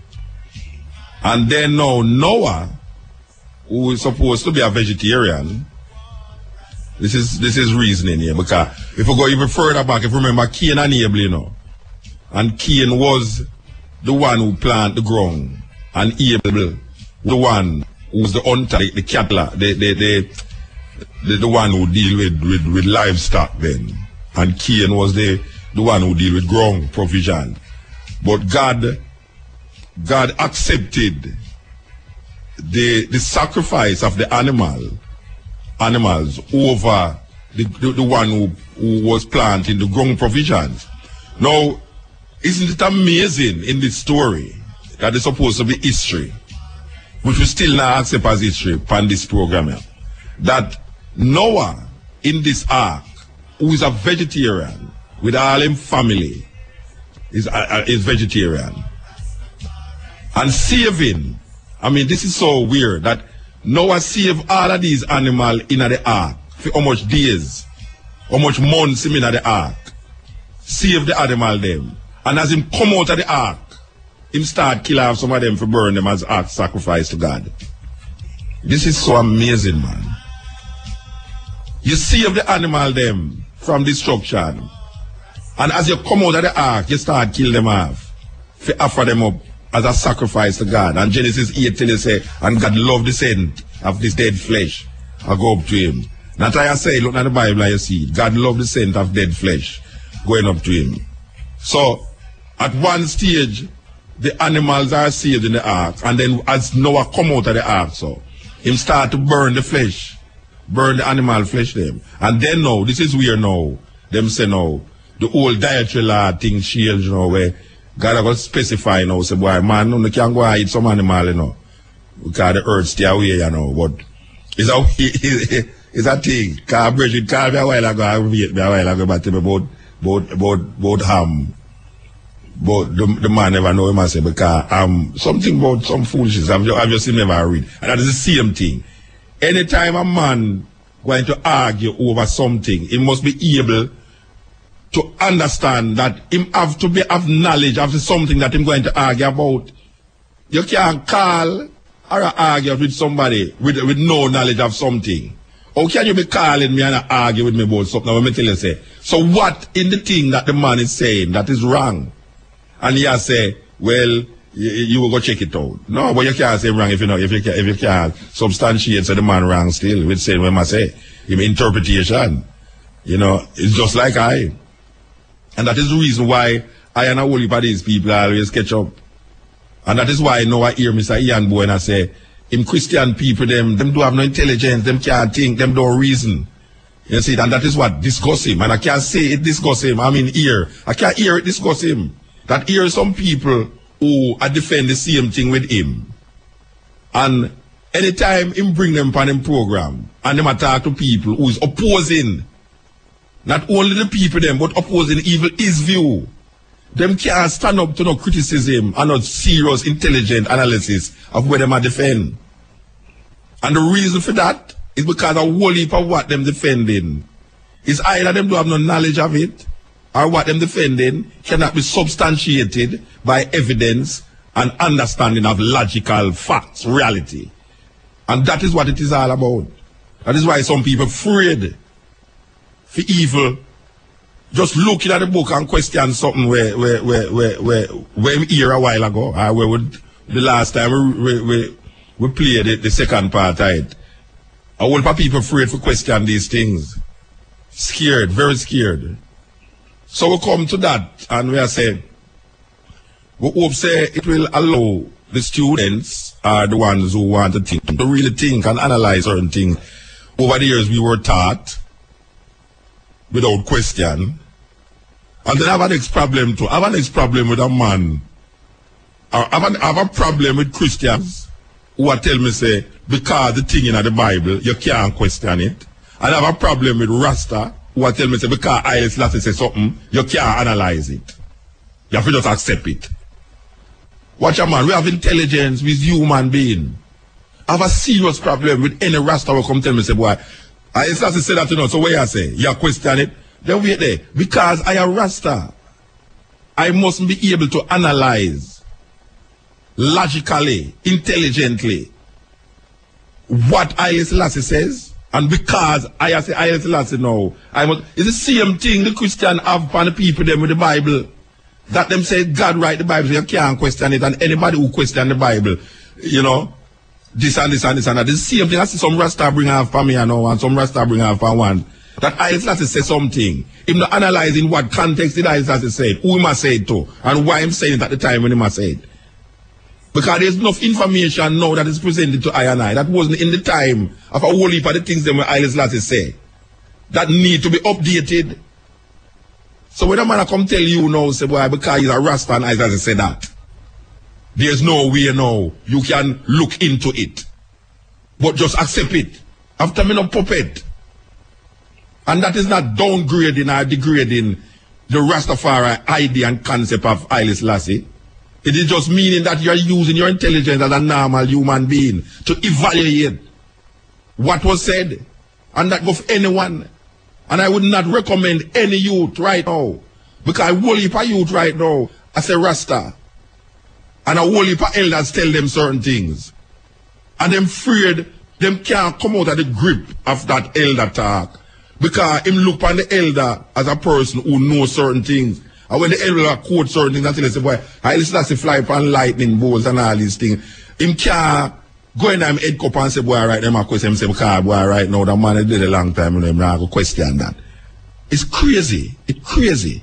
And I will not bow to that understanding of Rastafari. And I will not recommend any youth and starting out with my daughter them.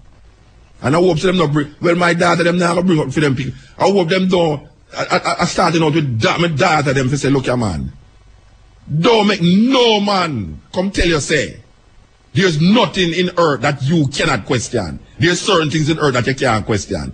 Everything can be questioned, no matter who or what it come from. If you don't understand something, you have to question it. If it is said and you don't see through what it is said, or you have another reasoning and understanding about what is said, you need to present that understanding and that reasoning, no matter who say it, no matter what say it. So no guy, no come round the corner now, to come catch me at the same thing where me I run from. When a man tell me about the boy, from it in the Bible, I saw. When we come understand now, say, there's a lot of things that is said in the Bible that need to be questioned. And it need to be understood a different way too. Not only question, but it need to be understood a different way. We have to understand from which part, from whence cometh the reasoning. Why was it said? When was it said? What was happening in the period of time when it was said? And who said it? Very important, who said it. So we can't run from one slave mentality and come to the next slave mentality right now. Haile Selassie said this. Therefore what?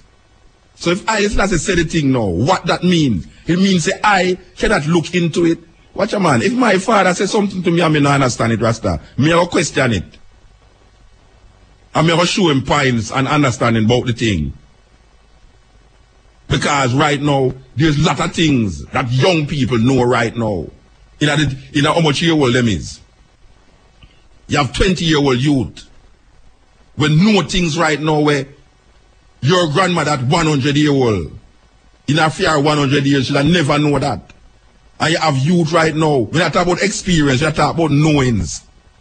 We're not talking about what you experience, because obviously an elder person has experienced more than a 20-year-old. A 100-year-old person can talk about and relate his experience much more articulately than a 20-year-old that don't even go half at 100.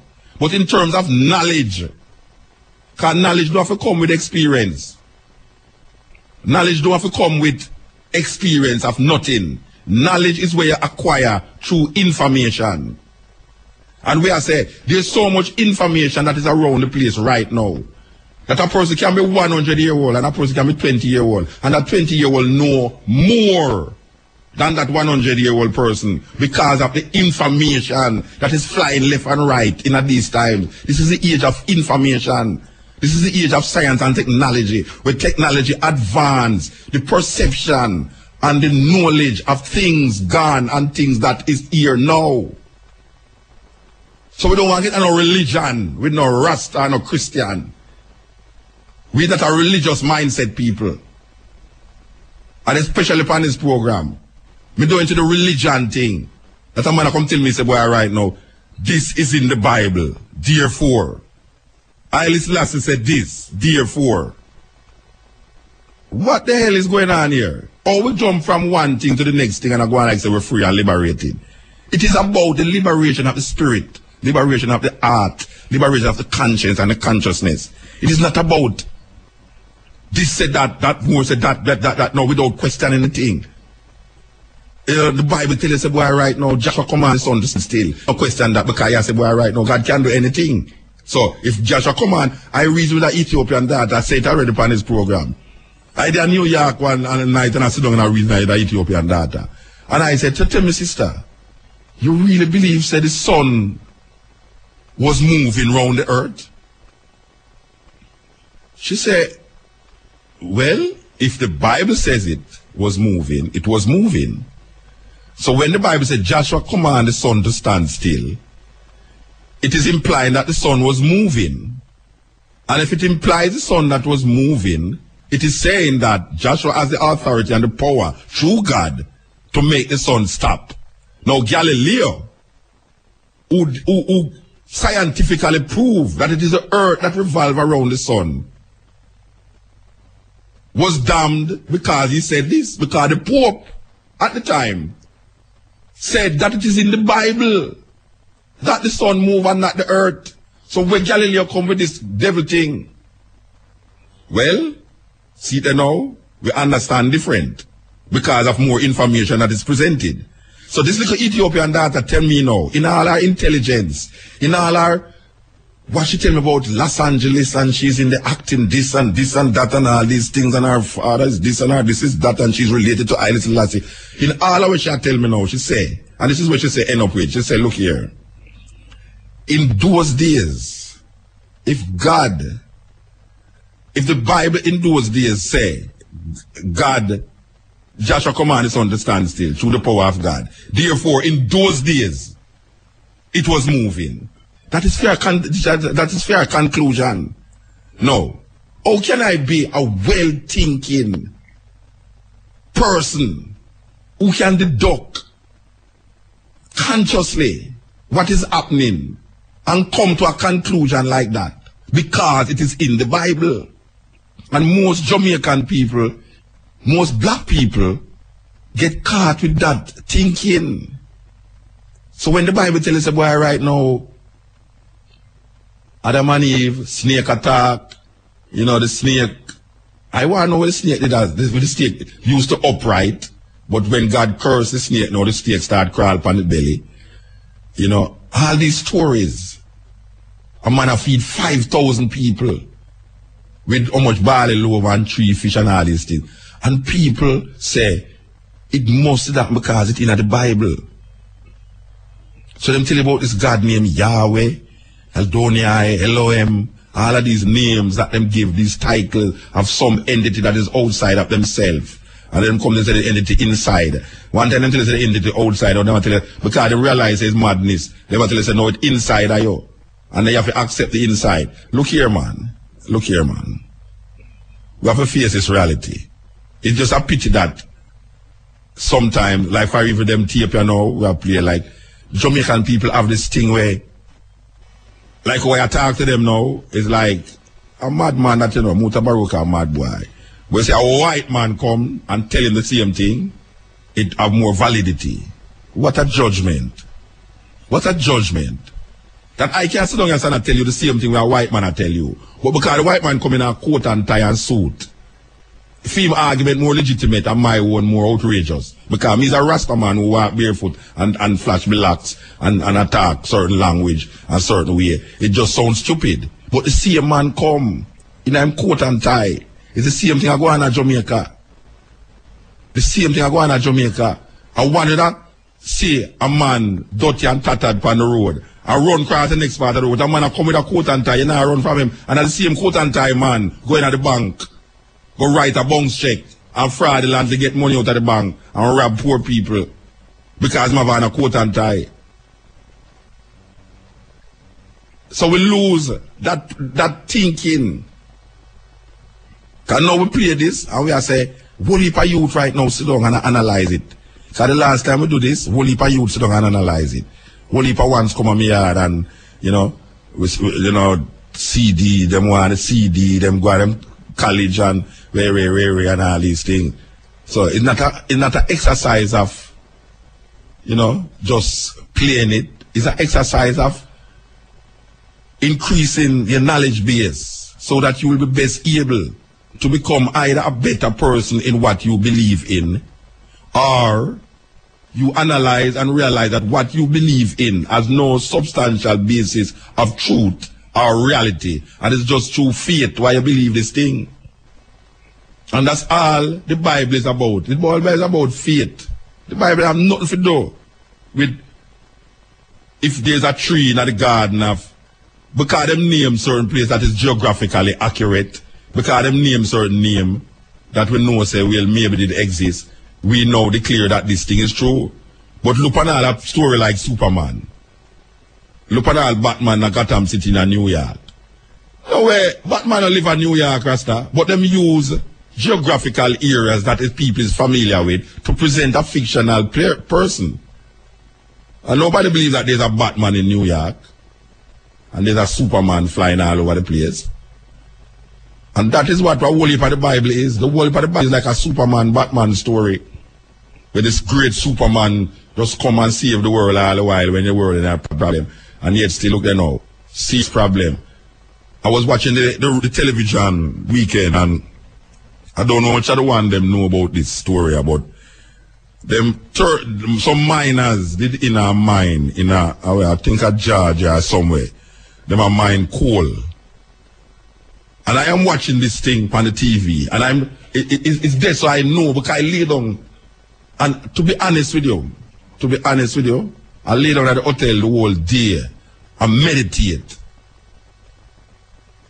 on the whole thing that I see on the TV. And I go, and for those of you who never hear this news, some miners go down in that thing and couple days them down there and nobody don't know how them can come out. So them are going to send some people down there now to find the miners. Alright. The people them in the town, which is a very small town, most of the people them in there is really survived. This happened in America just last week. The people them survive after mining, you know, it's a nice town, the people them go to church and behave nice and them is Christian mining and thing. So the people them gather in the church. Hundreds of people gather in the church, a whole heap of cameraman go down there. Them gather in the church to pray for them loved ones because them underneath there and them a pray say them down dead and everybody a pray for a miracle. Like even the mayor, even the senator get up and say, boy, right now, it's only a miracle can save these people. It's only a miracle can save these people. These 12 miners are 13 of them in the mine. Because when them look now, them say carbon monoxide and all these things. in the ear, and the amount of that carbon in the ear is too much for any life, support any life down there. And them down there so long without any ear, oxygen have gone and all that thing there. So the people in the church are pray. The people them on the TV on CNN are pray. And they bring all these experts to tell you now, say this and this and that and that. All right. Bam. A news come. One man dead. One of the minor them dead. I want the people them listen to this story, I know. Because people go and twist around and turn around stories all the while to suit them own faith and them own thinking. The people them a pray to help the ones them under there. Through faith, them hope say, God go and listen to the prayers and save the minors. One of the minor them dead. Dead. According to where the news come out, say one dead. The woman who is the wife of the minor who dead, you know, start to cry. She still a prayer and I say, well, why no, she don't know so it go. Alright, news come out now, say the 12 minor them alive. Rest no. It's like Mardi Gras in the town, man. When them hear say the 12 minors them alive, it's like the people them that if you ever see them on the TV in a Rasta, it's like them prayer answered. Them prayer answered, God work a miracle. For how much days now the minor them inside of that mine of that cave there. And the 12 of them alive. Rasta no. We could man come on the TV. We want to, this is breaking news. We have just learned that the 12 miners are alive. And the man on the TV I said, wow. And you know the mayor said that this was a miracle. And it seemed that if this is really a miracle. And the people them in the town, hundreds of people start to glad and laugh and jubilation and things. Rasta no, 3 hours after, on the same television, the same news, 3 hours after the news say the 12 miners them dead, them wasn't alive. No, can you imagine? 3 hours before, the whole town, as a matter of fact, the whole America was in jubilance that these 12 milers was alive. 3 hours after the news say the 12 miners is dead and one miner saved. One of the miner them get saved. Now, going back to this thing I know. Tell me, people of Jamaica who's listening to me right now, the persons who was praying to God to save the miners, when they heard that the miners was alive, they started to say that God work. This mystery of God is unraveled, that God a work, man. God saved the miners, and the wife them and the children them of the miners was so, it's like them faith in a God was so emphatically declared and proven that why them never did a prayer, man, the miners them wouldn't be saved. It's because of them prayer why the miners get saved, man. 3 hours after, the same people them who was in jubilance and happiness and clapping, 3 hours after, them find out say, the people them who, them in a them mind, in a them faith, believe say God did save. In them mind, the miners them dead. In the reality, the miners them dead. In them faith, the miners them live. In them reality, the miners them dead. Can somebody explain to me? Oh, is that faith? 3 hours. 3 hours it take that faith to get shattered by reality. 3 hours it take. Because we are watching TV the whole time, right through the day. 3 hours it take for a faith that pronounce life get shattered by the pronunciation of death in reality. Where is the God that these people was praying to in the reality? Because they wasn't praying to God in the reality. They was praying to God in the faith. But the reality shows something different. The reality shows say what? The miners them dead. And a one miner Save. Right now, my struggle film live. Them say I get better. This is the Cutting Edge on RFM, yes. Mutabaruka? Yes, blessed. Yes, my beloved. It's Abba Zero. Brethren, give thanks for the weekend, man. Yes, my beloved. Let me ask you something. How come you're still on the air? A quarter to 2 now, man. I'm not 2 yet. Okay. You're in a 3 hour difference, you know. You're in a 3 hour difference. But you are still on the air. Yeah, but I'm not 2 yet. At 2 o'clock, me come and have. So how you talking on the air, but you're still talking to me? Because you listen to the radio, man. Stop listening to the radio. Oh. You listen to two things, man. At the ear, you're on the radio, you know. I am on the air right now? Yeah, man. You're on the radio, man. Oh, most beloved, kind and great. Oh. You're on the ear, and that's why I'm telling you, give thanks for the weekend. I will go on and I What said, a weekend, my beloved. yeah, man. It's sweet, man. Sweet, sweet, sweet. What a joy. I just want to send out an energy motor because it's so significant right now that we should have made that move over the weekend. Yeah.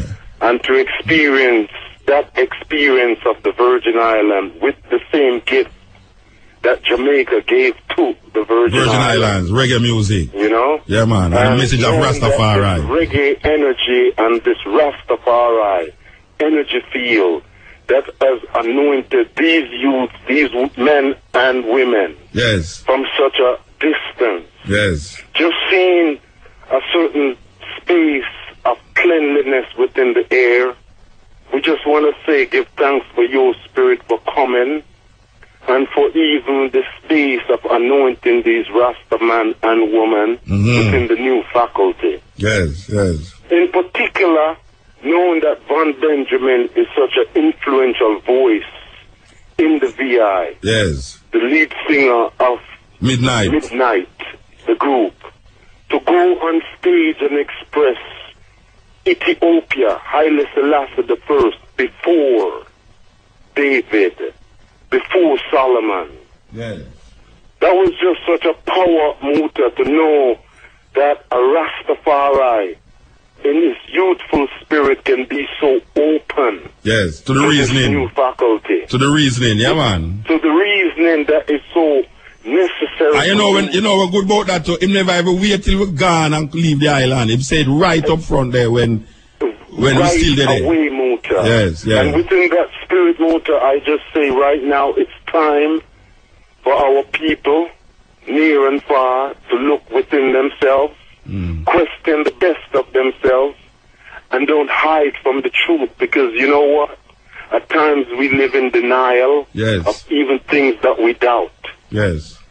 You know, so, Muta, within the space of talking to you now, I'm in a joy and an appreciation loving of just the goodness of the work that you express on a day-to-day basis. You remember, like the beloved Von Benjamin expressed, Mutabaruka, you're an institution that needs walls around you in the nature of protection.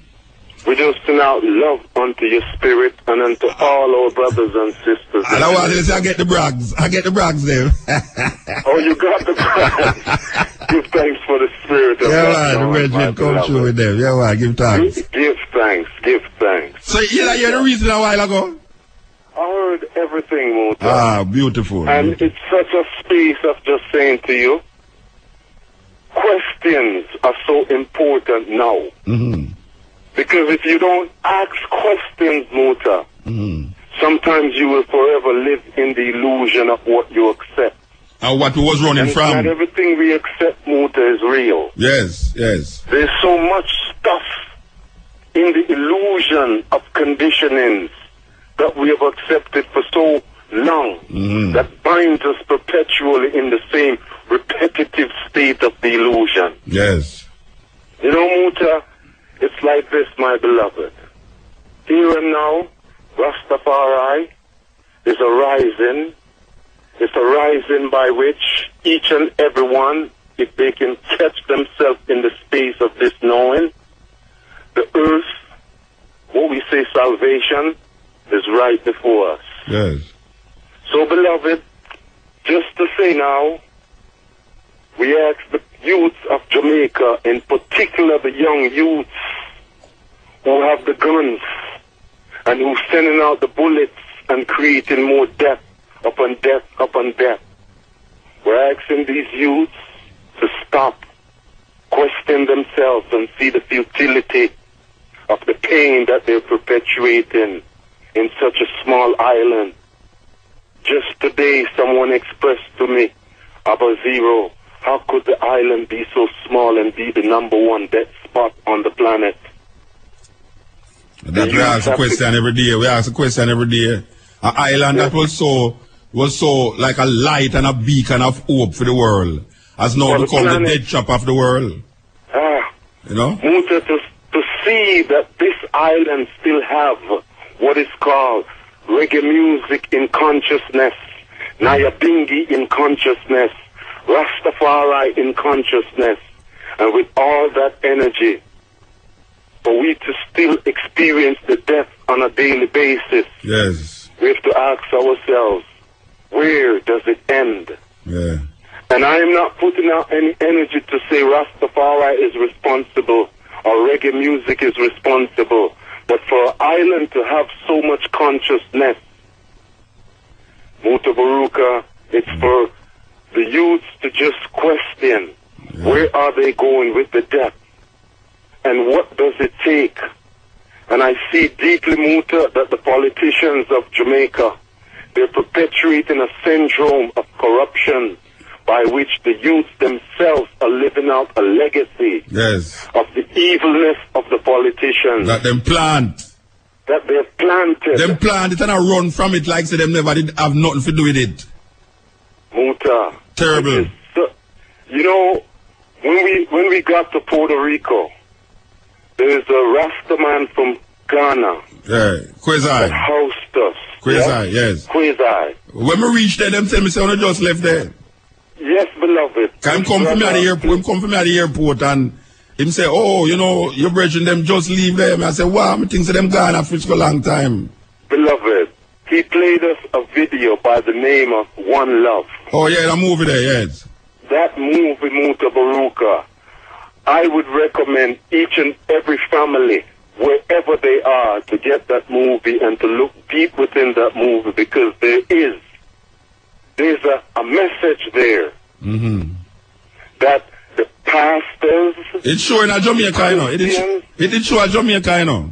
Oh, brother. It's showing at the theater at Jamaica. Like that to be shown in Jamaica. And we still have this energy of violence. This way, Muta, beloved, I cannot be hopeless. I have to keep this hope alive. But of course.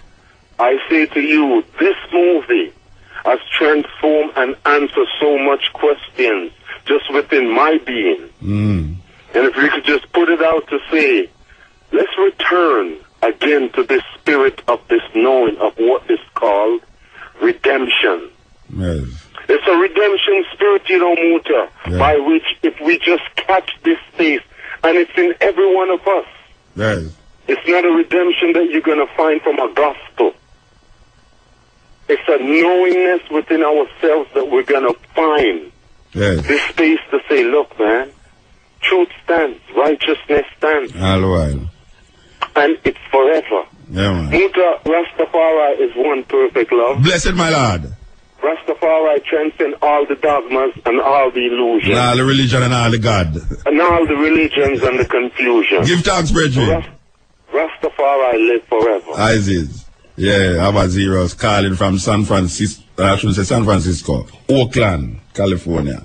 No, my people, we have made it to the end. I give thanks to the ones and ones who have made it this far. Quite a journey.